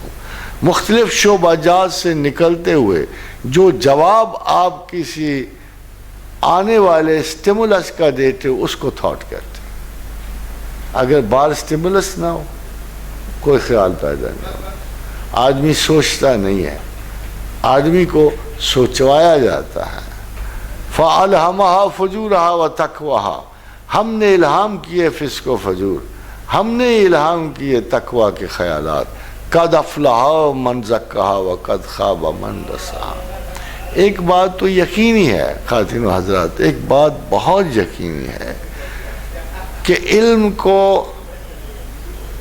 ہر آدمی اسی وقت حاصل کر سکتا ہے جب وہ مسلسل خدا کے رابطے میں رہے. جہاں بھی حدود علم ختم ہو جائیں, جہاں لوگ سوچنا چھوڑ دیں, آگے بڑھنا سوچ لیں, وہاں ایک بت کدہ تخلیق ہو جاتا ہے. اور عقیدت علم کی دشمن ہے. یہ بت ہم نے عقیدت سے بنائے ہوتے ہیں. کبھی ہم ایک عالم کو, کبھی دوسرے عالم کو, کبھی ایک سائنسدان کو, کبھی دوسرے سائنسدان.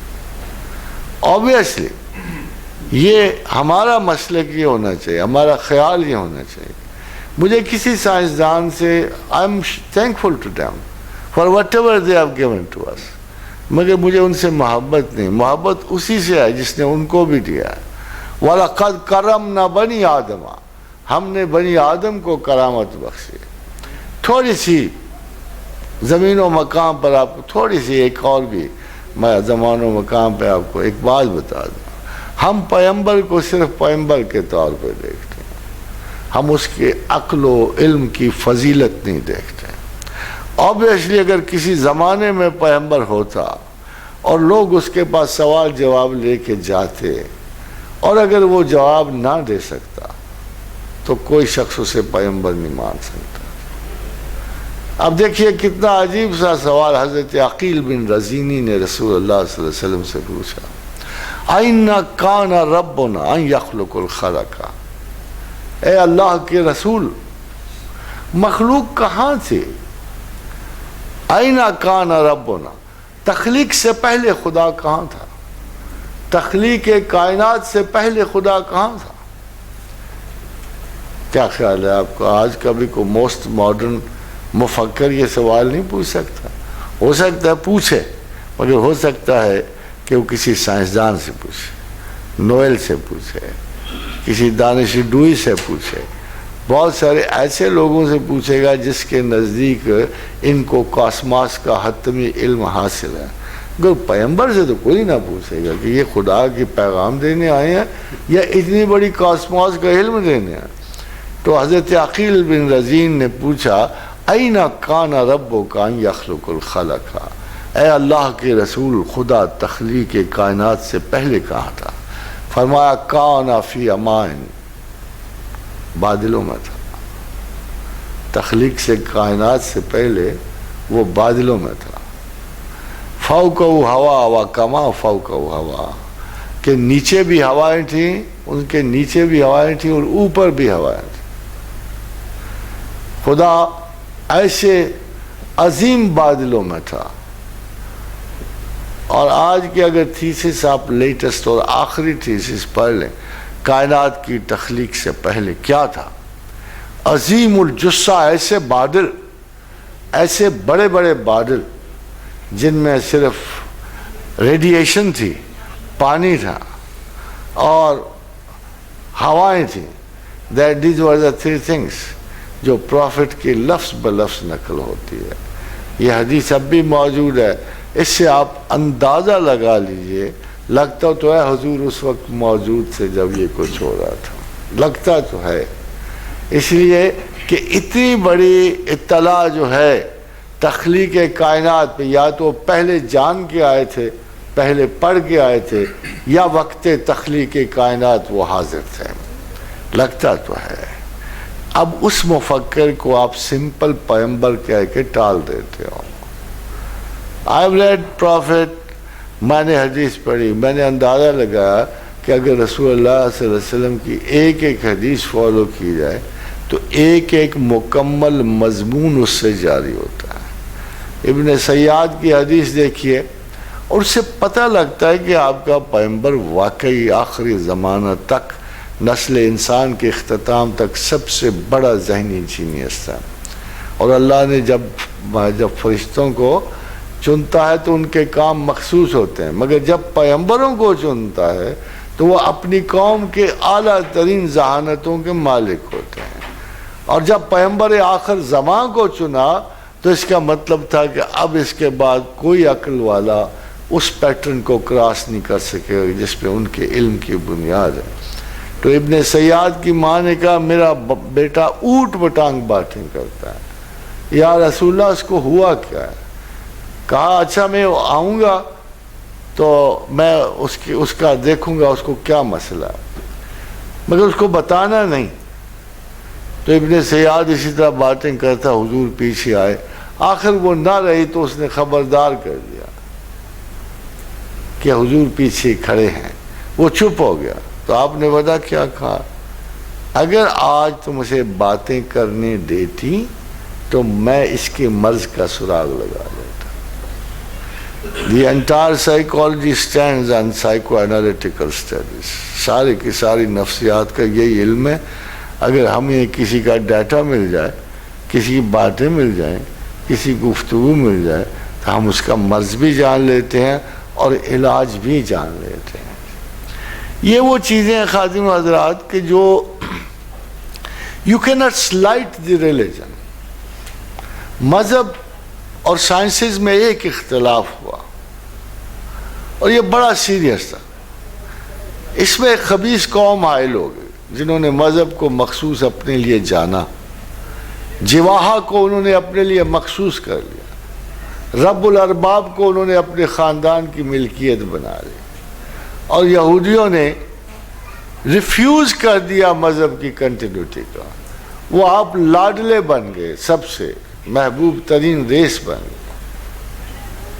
جیسے جان ملٹن نے یہودیوں کے بارے میں جو شعر لکھے کہ سنگ heavenly muse that on the secret top horrible of Sinai did us inspire that shepherd who first taught the chosen seed۔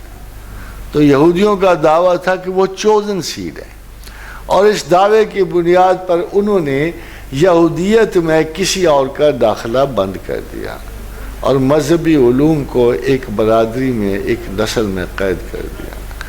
ابتدائی جو کرسچنز تھے وہ بھی یہودی تھے، انہی سے بلٹے ہوئے تھے، اور یہ خصلت انہوں نے بھی اختیار کی۔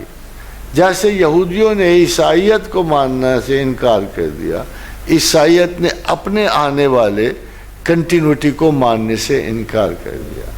They also became very rigid and fixed، اور جس کا نتیجہ ہوا کہ مذہب اپنی ابتدائی تعصبات کی وجہ سے وہ تعلیمی کنٹینیوٹی حاصل نہیں کر سکا۔ اب سائنس کو دیکھیے، ٹولمی غلط تھا، کوپرنیکس غلط تھا، گیلیلیو بھی غلط تھا، مگر پیچھے آنے والی ریسرچز نے انہیں کنفرم کیا، ان کو انسانیت کا موصد مانا، ان سائنسدانوں کی عزت کی، اور ان کی تعلیمی کنٹینیوٹی جاری رہیں، اور آج بھی ہم ہر پچھلے سائنسدان کو چاہے وہ غلط ہی ہو ہم پھر بھی اس سے عزت سے دیکھتے ہیں۔ مگر یہ ریلیجن کے ساتھ نہیں ہوا، ریلیجنز kept on changing۔ اب ایک بات دیکھیے عجیب و غریب ہے، یہ بھی زمان و مکان سے ریلیٹ کرتی ہے، بلکہ اس سے بھی آگے ابھی سائنسدان اس چیز تک پہنچے نہیں ہیں، فیوژن اور ڈیفیوژن تک پہنچے نہیں ہیں کہ جب تخت سلیمان کو کیری کرنا تھا تو دو سورسز سامنے آئے، ایک افریتم من الجن، ایک جن سامنے آیا تو اس نے کہا اے بادشاہ وقت، اے سلیمان، اگر آپ مجھے حکم دو تو میں نصف دن میں اس تخت کو آپ کے پاس پہنچا دیتا ہوں۔ پھر اللہ نے کہا کہ دربار میں ایک صاحب بیٹھے تھے، ان کا نام آصف بن برخیہ آیا ہے، انہوں نے کہا، اور قرآن نے ان کے بارے میں کیا کہا کہ اللہ نے ان کو کتاب کا علم دیا تھا۔ خاتم حضرات 1500 برس ہو گئے، اس وقت وہ موجود تھے، ہم میں کسی کو کتاب کا علم حاصل نہ ہوا۔ اتنے اتنے بڑے اسکول پیدا ہوئے، اتنے اتنے بڑے دانشور اکابرین پیدا ہو گئے، دیوبند پیدا ہو گیا، بریلی پیدا ہو گئے، اہل حدیث پیدا ہو گئے، علماء در علماء، ابھی لیٹسٹ ایک اور بھی بڑے عالم پیدا ہو گئے ہیں جی، یہ سارے بڑے بڑے عالم پیدا ہو گئے، مگر کو کتاب کا علم کسی کو نہ حاصل ہوا۔ اس آصف بن برخیہ کو جسے کتاب کا علم حاصل تھا، اس نے پلک جھپکنے میں تخت کو حاضر کر دیا، ایک سیکنڈ کے 18,000 حصے میں پلک حاضر ہو گئی، ڈیفیوژن ہو گئی ادھر۔ اب نینو ٹیکنالوجیز کو دیکھو تو پھر داد دینی پڑتی کہ سائنسدان پہنچ گئے۔ میشو کاکو کہتا ہے کہ we have enough instruments now کہ now we can claim that we can change the burger of our hand into a child. اب یہ دعوی جو ہیں یہ آپ کو فنی نہیں لگتے؟ جب آپ موجزے سنتے ہو تو بعض لوگ کہتے ہیں I don't believe in miracles, کیا یہ دعوی فنی نہیں لگتے؟ اب یہ پورے تو نہیں ہوئے، ابھی ٹائم ہے ان میں، مگر آپ کا گمان یہ ہے کہ یہ سائنسدان ہے، یہ پورا کر لیں گے، یہ فیوژن اور ڈیفیوژن کر لیں گے۔ الیکٹرانک ٹریول شروع ہو جائے گا، ٹیلی کائنیٹک سفر شروع ہو جائیں گے، اور یہ دوسرے لوگ وہ جو کہتے ہیں کہ ہمارے پاس ایسی چیز آ گئی ہیں، ایسے یہ سارے نینو ٹیکنالوجسٹ سے کہہ رہے ہیں کہ ہمارے پاس ایسے ہتھیار آ گئے ہیں کہ ہم کائنات کے سفر سے گزر جائیں گے۔ حاضرین حضرات، یہ زمان و مقام ویسے نہیں رہیں گے جیسے آپ ان کو دیکھتے رہے ہو، یہ فٹ سٹیپس ہو جائیں گے، مگر کیا انسان اتنا آگے جائے گا؟ دس از ویری ویری ڈاؤٹ فل۔ کیوں کہ سیکنڈ ورلڈ وار کے بعد puree human generations collective schizophrenia کا شکار ہو گئی، عظمت ذات کا شکار ہو گئی ہیں، اپنی بڑائی کے تکبرات میں کھو گئے ہیں، خدا سے روگردانی کر لی ہے۔ اب کیا خدا ان کو پرمٹ کرے گا کہ یہ ان کو الاؤ کرے گا کہ بغیر اس کو جاننے ماننے کے یہ تسخیر کائنات کا سفر طے کریں؟ I think it's not possible, کیونکہ جو لوگ جتنے بھی اس میں ملوث ہیں، ابھی کل کی بات ہے، ہگز بوسان نے جب اپنے ذرے کا نام گاڈز پارٹیکل رکھا تو لوگوں نے کہا تم نے خدا کا نام کیوں استعمال کیا؟ Why did you? اس کا کوئی اور نام ہونا چاہیے تھا، یہ گاڈز پارٹیکل کیوں رکھا تھا؟ تو اس نے کہا اب میں تو حیران ہوں، اس کے سوا کیا رکھتا؟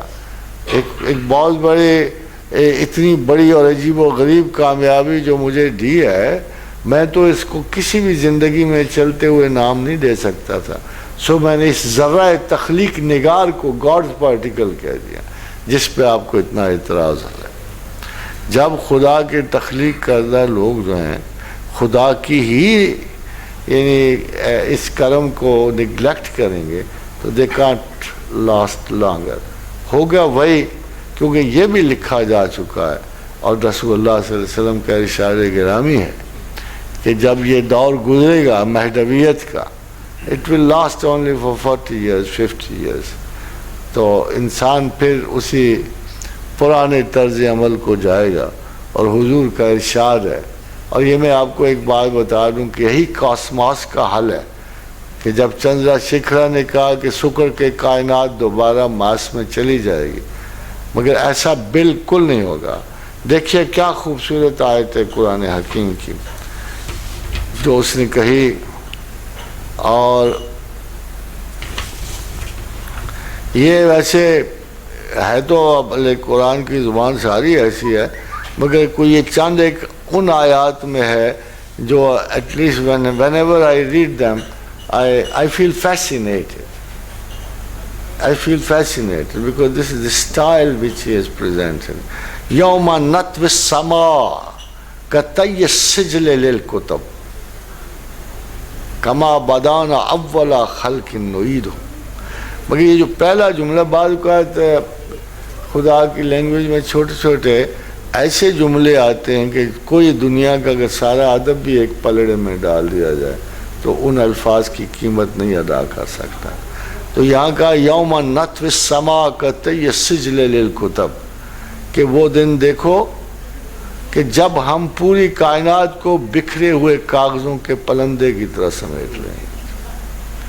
As if somebody, some chief executive is in hurry، تو اٹھتے ہوئے نا اس نے کہا چلو مکاؤ اس کو، ہاتھ مارتا ہے دونوں طرف سے، چھوٹے چھوٹے سارے کاغذ اکٹھے کر لیتا ہے۔ تو یہ ریٹریکشن تھیوری کے خلاف سو ایک ادنا سے طالب علم کی طرح جو میں سوچ رہا ہوں کہ مڈ وے کائنات تیز تر ہوتی جائے گی، کیونکہ تھوڑا سا اللہ کا طریقہ جیسے شروع کرتا ہے نا ویسے ہی واپس لیتا ہے۔ تو جیسے اس نے شروع کیا کہ ایک دھماکے سے ایک بادل پیدا ہو، بادل سالیڈیفائی ہوئے، سالیڈیفیکیشن سے آپ کی کائنات تخلیق ہو گئی، واپس بھی اسی طرح جائیں گے، بجائے واپس مڑنے کے یہ ستارے اور اتنی تیزی سے حرکت کریں گے کائنات والا، ان کو بیچ میں کو پش ملے گی کہ بالآخر all mass will turn into energy، اور انرجی پہلے بادلوں میں جائے گی، بادلوں کے بعد یہ پیور انرجی میں جائے گی، سکر سمٹ کے اللہ میاں کے دونوں ہاتھوں میں چلی جائے گی، and that's the end of the world and that's the end of the universe۔ کلو من علیہ فان اور تبارک اسم ربک ذی الجلال والاکرام. تھینک یو ویری مچ.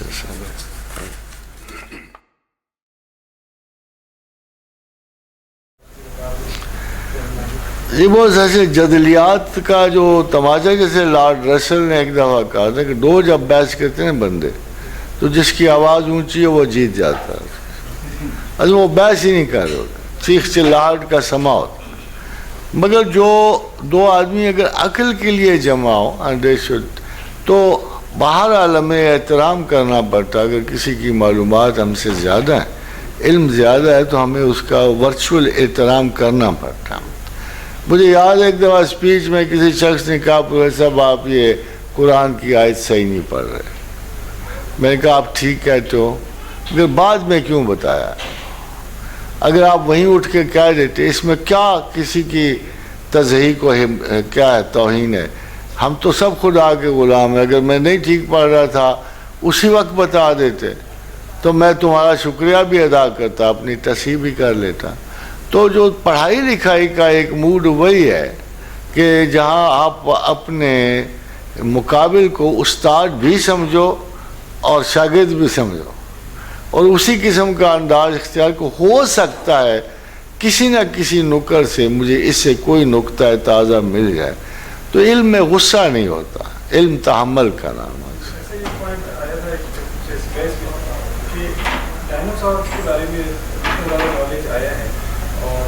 کن کے بارے میں؟ ہاں جی جی جی جی. اور ان کی ایکسٹنکشن کا بھی ایک ایونٹ بہت رپورٹ کیا جاتا ہے کہ کوئی بہت بڑا سیارہ آگے لگا تھا. جی جی جی. اس کے بارے میں کیا مطلب اس کی کوئی تفصیل ہے، اس کا کوئی نالج قرآن میں؟ نہیں، وہ تو ایک قرآن حکیم میں ہے، وہ سب کچھ ہے. دیکھیں بات ہے کہ قرآن حکیم نے کوئی ایجوکیشن ڈائناسورس کو نہیں دینی تھی. لیکن ایک کتاب شروع کرتا ہے اقرا باسم ربک الذی خلق، تو مخاطب کا فیصلہ کر لیتا ہے کہ یہ وہ مخلوق ہے جسے سارے زمانوں سے میں بچا کے لایا ہوں. مگر اگر آپ غور کریں تو قرآن حکیم میں جب وہ نیو لتھک ایج ختم ہوئی ہے، نیو لتھک ایج، اور جب نیو سٹون ایج شروع ہوئی ہے، 70,000 سال پہلے، آج سے 70,000 سال پہلے انسان میں سپیچ کا جین ہی نہیں تھا. یہ بہت لیٹ شروع ہوا. اب 30-40 ہزار کی جو لاسٹ آئس ایج کے بعد جو انسان ڈیولپ ہوا ہے وہ اس قابل نہیں تھا کہ اس کو پوری تعلیم دی جاتی جیسے آدم علیہ السلام کے زمانے میں. دوسرے آدم علیہ السلام کے زمانے سے ایک میسج آیا جیسے حابیل کو قابیل کو آیا، تو قرآن ہی پہلے اترتا رہا، قرآن ہی بعد میں اترا، اور قرآن ہی رسول اللہ پہ ختم ہوا. مگر ایک ایک جملہ، ایک ایک ان کے کانڈکٹ سوشل لائف کے لیے. ڈینوسارز پہ اللہ نے کوئی قانون لگانے ہی نہیں تھے. سچ بات پوچھو، ان کی تو اپنی چپس جو اس نے ڈال دی تھی اس کے مطابق وہ بیہیو کر رہے تھے. مگر ڈینوسارز کو ختم کرنے کا ایک مقصد تھا کہ انسان کو اس نے ہر زحمت سے بچا کر ایک کھلی، جیسے ویل ڈوران کہتا ہے کہ بڑے بڑے جانوروں کی موجودگی میں انسان فلرش نہیں کر سکتا تھا. سو انسان کو بچانے کی خاطر یہ اس وقت بونے سائز کے تھے. تو he gives one of the ideas کہ چونکہ یہ چھوٹا تھا بہت سارا تو کسی کے سہارے یہ جم کے گیا. مگر اگر آپ قرآن کو دیکھو تو یہ درمیان کی چھوٹی سی تخلیق ہے. اب میں آپ کو قرآن کے وہ لفظ سناتا ہوں جس کے آپ کو پتہ ہے کہ وہ بایولوجیکلی کتنا دور تک گیا ہوا ہے. مگر کہا کس کو ہے؟ متکبر عبادت گزاروں کو اس نے کہا فلا تزکوا انفسکم، اپنے آپ کو پاک باز مت کہو. هو اعلم بمن اتقى، میں اچھی طرح جانتا ہوں تم کتنے پرہیزگار ہو. ویسے تو حافظ شیراز نے بھی رکھا تھا کہ وائزاں چون جلوہ بر محراب و ممبر می کنند، کہ ویسے تو ممبر پہ چڑھ کے پتہ نہیں کیا کچھ کہتے ہیں، چون بخلوت می روند وہاں کار دیگر می کنند، مگر جب خلوت میں جاتے ہیں پتہ نہیں کیا کرتے ہیں. تو قرآن حکیم کہتا ہے کہ دو انجام یاد ہے. یہ دونوں انجام جو ہیں بڑے عجیب و غریب اس نے مینشن کیے ہیں. کہتا ہے فلا تزکوا انفسکم هو اعلم بمن اتقى، میں اچھی طرح جانتا ہوں تم کتنے متقی ہو. تو اس وقت کو یاد کرے ہو جب بارشیں برسنے کے بعد پانی تھما، زمین خشک ہوئی، کیچڑ جما، کیچڑ دھوپ سے خشک ہوا، کالا سیاہ پڑ گیا، شیشے کی طرح سلسال کل فخار ہوا، تم نے شیشہ اٹھایا، نیچے سفید سفید بل بلاتے ہوئے غلیظ اور مکروہ کیڑے تھے۔ ایک اوریجن تمہارا وہ ہے،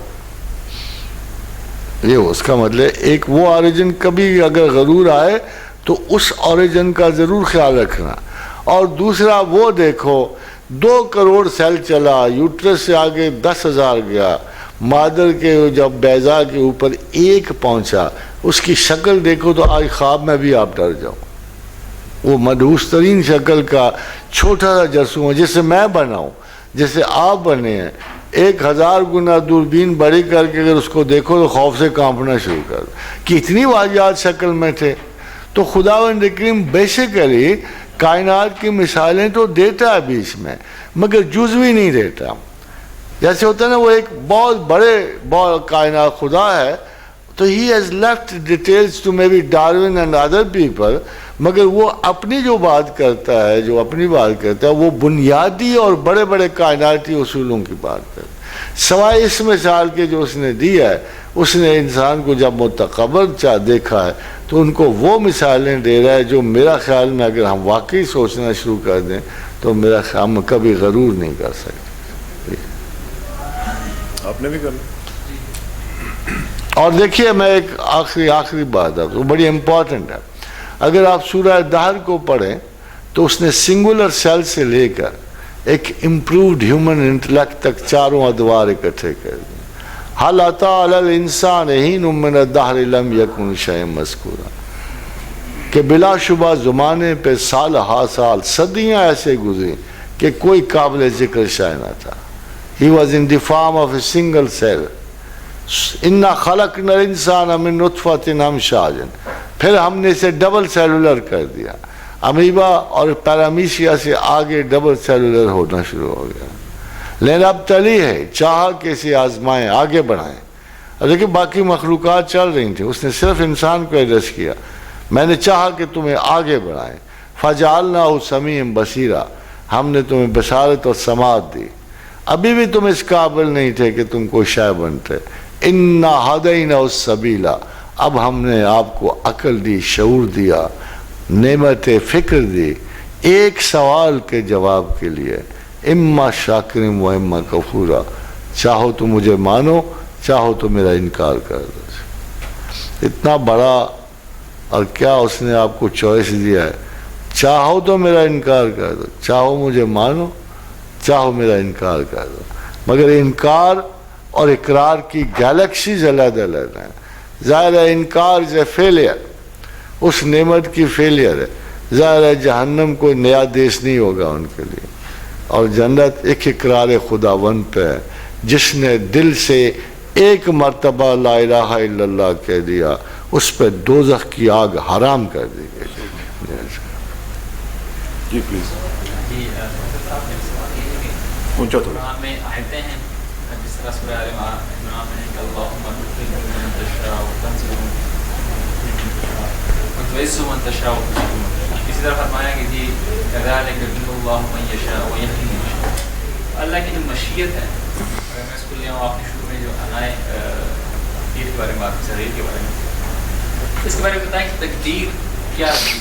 اللہ تعالیٰ کا سب کچھ چاہتا ہے انسان۔ تقدیر تو دیکھیں، آپ تقدیر کو بڑی آسانی سے سمجھ جاتے ہیں کہ زمین بنانے سے پہلے کیلکولیشن ہوئی، خدا نے بندے گنے، زمین گنی، اس کے بعد دیکھا کہ فرام سینچری جیسے 2، 4، 6 بلین لوگ آئیں گے، 2، 4 ٹریلین لوگ آئیں گے، ان سب کو کیا کیا چیز ضرورت ہوگی۔ ہر سیانہ بندہ یہی کرتا ہے۔ آپ بھی ابھی کالونیز بناتے ہو تو اللہ ہی کے نقش قدم پہ بناتے ہو۔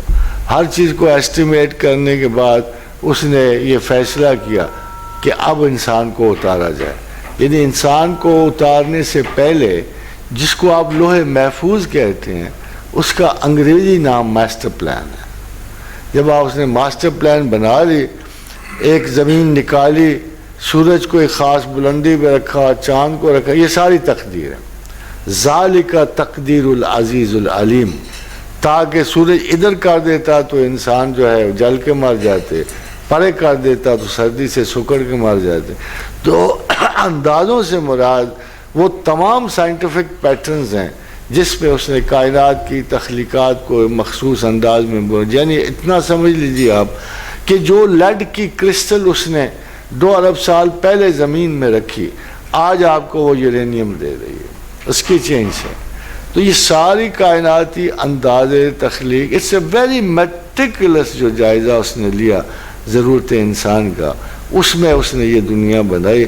اشیاء اس کو تقدیر کہتے ہیں، مگر فیصلہ اس کا ایک روٹین کا ہے، ایک اسپیشلائزڈ ہے. اسپیشلائزڈ ہے ان اللہ یفعل ما یشاء، اللہ جو چاہے کر سکتا ہے. یہ تو لیوریج کبھی کسی نے چھوڑا ہی نہیں. اور خالق کیسے لیوریج چھوڑ سکتا تھا کہ باقی چیزیں اسی اندازے سے چلیں گی جو میں نے لکھ دیا. مگر اگر کوئی رویا پیٹا میری طرف زیادہ رجوع کر لیا، کوئی پہاڑوں پہ ایک ٹانگ پہ کھڑا ہو گیا، کوئی سمندر میں جا گھسا، میری بہت ہی لہو زاری کی، تو پھر ان اللہ یفعل ما یشاء، تو میں بھی پھر اس کی تقدیر بدلوں. یہ ایکسیپشنز ہیں.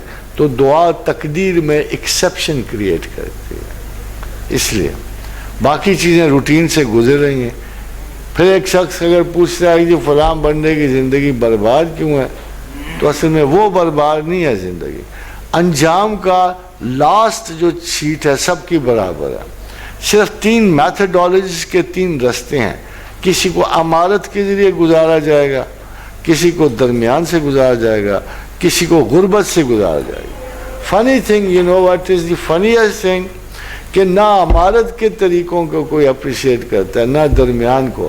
مگر جب غربت کی بات آئی تو لوگوں نے کہا، اور آج یہ محاورہ اور اصول بنا ہوا ہے کہ عظمت کا گہوارہ غربت ہے.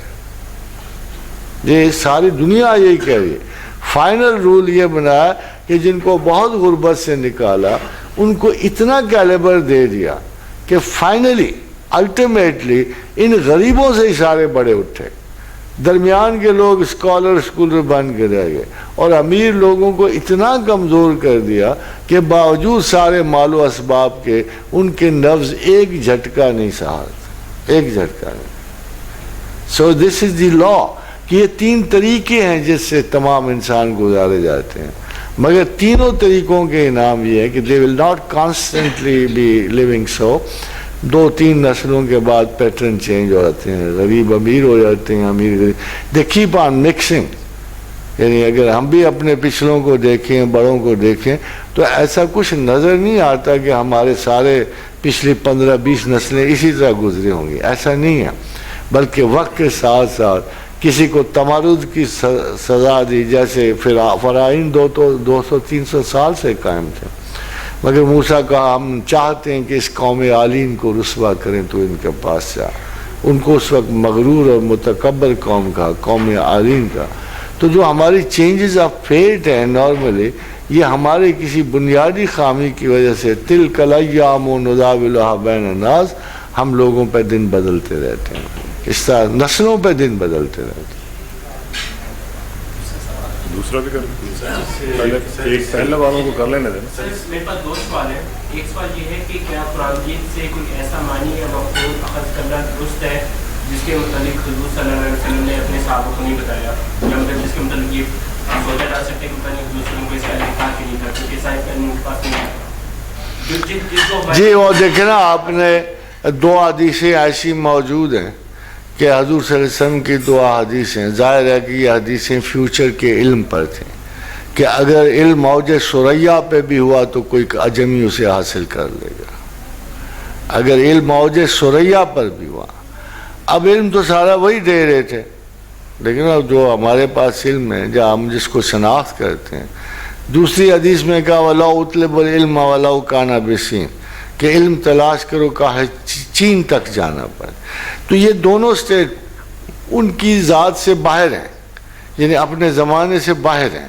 اوبویسلی زمانہ اس علم میں تو رک گیا جو اللہ کی طرف سے الہیات اور قرآن کی شکل میں آنا تھا، مگر معاشرتی دوسرے دستوری علوم جیسے سائنسز ہیں، دوسرا کام ہے پوٹری لے لو, روٹی پکانے کے طریقے لے لو, جو فیکٹریز ہیں, انہوں نے آگے بہت زیادہ آنا تھا اور ان کی تحصیل کو بھی علم کہا گیا. ہمارے زمانے میں بدقسمتی یہ ہوئی کہ دنیاوی علوم کو دینی علوم سے جدا کر دیا گیا. 1350 برس مسلمان دینی اور دنیاوی دونوں علوم کی سربراہی کرتے رہے. بٹ وین وی بائیفرکیٹڈ بوتھ, ہم نے دنیا کے بارے میں جاننا ہی چھوڑ دیا. ہم نے ایجادات پہ غور کر, جیسے خدا کہتا ہے قرآن میں کہ گھوڑے تیار رکھو. اب اگر ٹینک کے سامنے تو میں گھوڑا نہیں تیار کر, مجھے ٹینک ہی تیار رکھنا ہوگا. تو یہ وہ علوم ہیں جن کی ہمیں انسٹرکٹ کیا گیا کہ خواہ چین تک تمہیں جانا پڑے, خواہ اوج ثریا تک لپکنا پڑے, تم ان علوم سے اپنے آپ کو باخبر رکھو. سر نماز کا جی دوسرا سوال پر پوچھ رہے, میں تو کوئی ایڈا پرابلم نہیں, پرابلم تو ہمیں ہے. اب ایک سوال بہت چھوٹا سا سوال ہے, یہ دین کے مسائل سے متعلق ہے.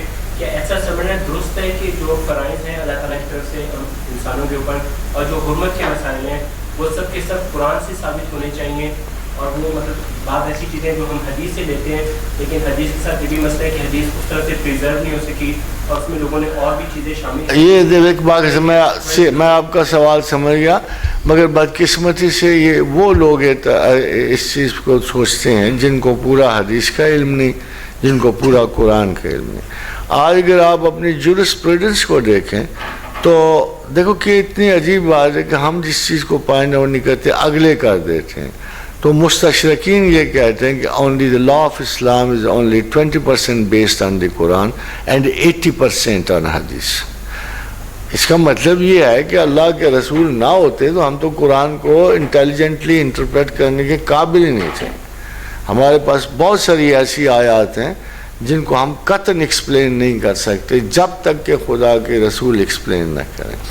تو ظاہر ہے کہ جس ٹیچر نے وہ کتاب پڑھانی تھی اسی نے ایکسپلین کرنا تھا. اب جو دوسری حدیث کی بات ہے یہ اعتراض لگتا رہا, مگر پاکستان اور ہندوستان میں ایک بہت بڑا جو صحیح معنوں میں عالم گزرا ہے, ہم ان کو علماء نہیں مانتے. بدقسمتی جو مدرسے ہیں نا ان میں کوئی عالم نہیں پلا آج تک. ایک عالم تھا البتہ الحمدللہ وہ ڈاکٹر حمید اللہ تھے. اب دیکھو کہ پچھلے 1500 برس سے جو چیز کسی نے نہیں پروو کی اس نے کی ہے کہ حضور صلی اللہ علیہ وسلم کے زمانے میں بھی حدیث مرتب ہو چکے تھے, اور انہوں نے وہ خالی کہا نہیں ہے بلکہ وہ کتاب حدیث ابن منبع نکال کر حضرت ابو ہریرہ کی 134 حدیث پہ مشتمل یہ کتاب مارکیٹ میں ہے جو حضور کے زمانے میں ہی جمع ہو چکی تھی. اس لیے جو روایت اور درایت کے اصول ہیں آپ کو پتہ ہونا چاہیے کہ یہ دنیا میں کسی بھی دنیا میں کوئی شخص ان قانون کے اوپر نہیں پورا ہوتا. میں مثال کے طور پر طارق قاضی کی اسپیچ سنتے ہیں نا, اگر آپ کو روایت اور درایت کے رول پتہ ہوں تو یہ آپ کو کذاب ترین شخص لگے گا اگر صرف اس کی آپ روایت اور درایت کے رول سنے ہوں آپ نے. اور خلاف فطرت یہ اتنے سخت رولز ہیں کہ ان سے بچ کے کوئی حدیث نکل نہیں سکتی. مثلا بخاری پہ اعتراض ہے کہ 1,30,000 میں اس نے 8,000 حدیث کلیکٹ کی. یہ اعتراض ہے.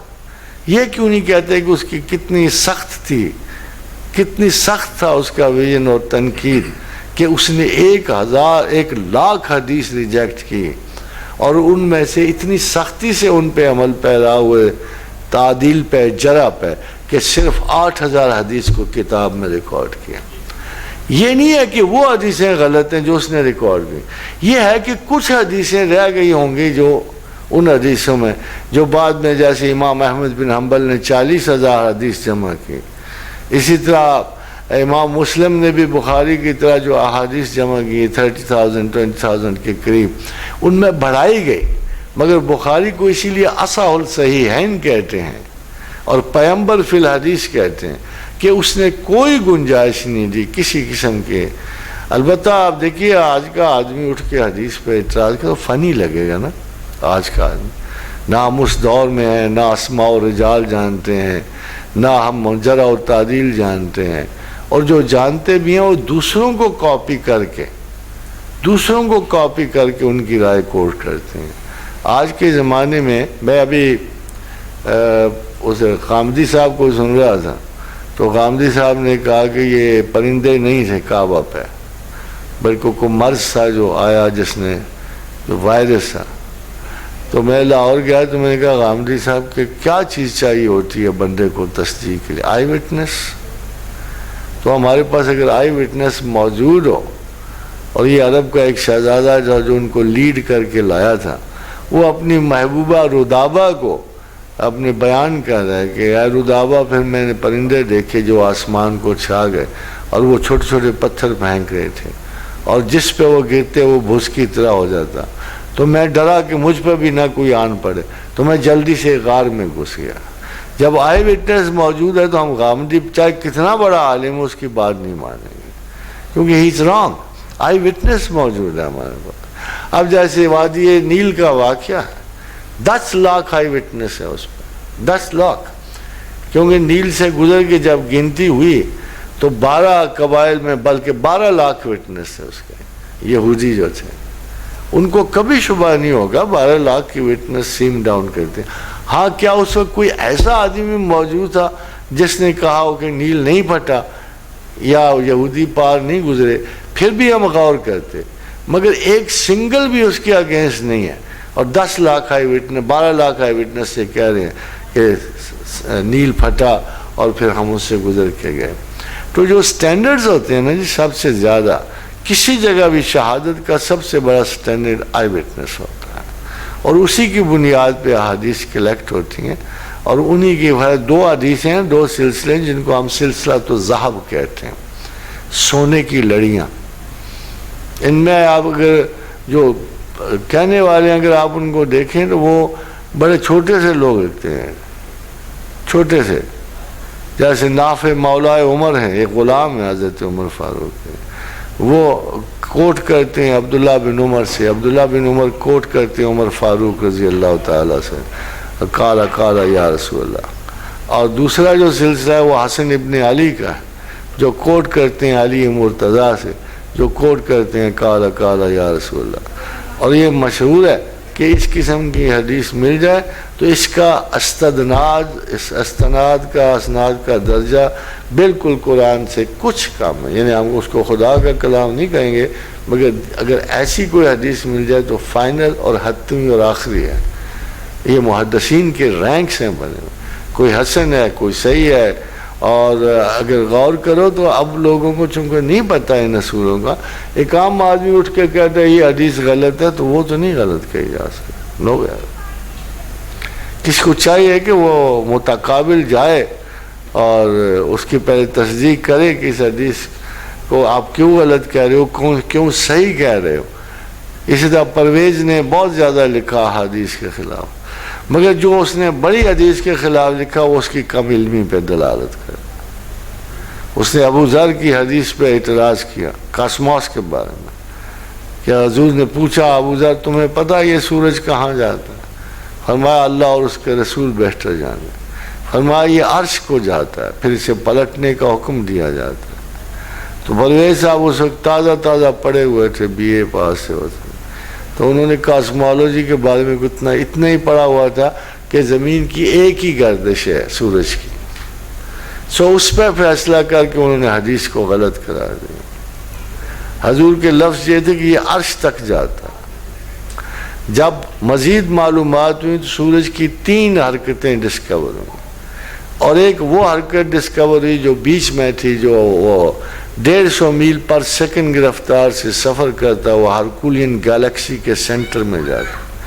جس مقام پہ سورج رکتا ہے اس کو سائنسدانوں نے نام جو دیا ہے سولر ایپیکس کا دیا۔ تو یہ عرش ہی ہوتا ہے، ایپیکس کا مطلب عرش ہے۔ تو اس طرح لوگوں نے اعتراض کی ہوئے ہیں کم علمی کی وجہ سے، یہ سارا فتنہ جو ہے مسلمانوں نے، پھر انہوں نے پرانی آیات پر بھی اعتراض کیا۔ تو یہ وقتاً فوقتاً ہوتا رہتا ہے۔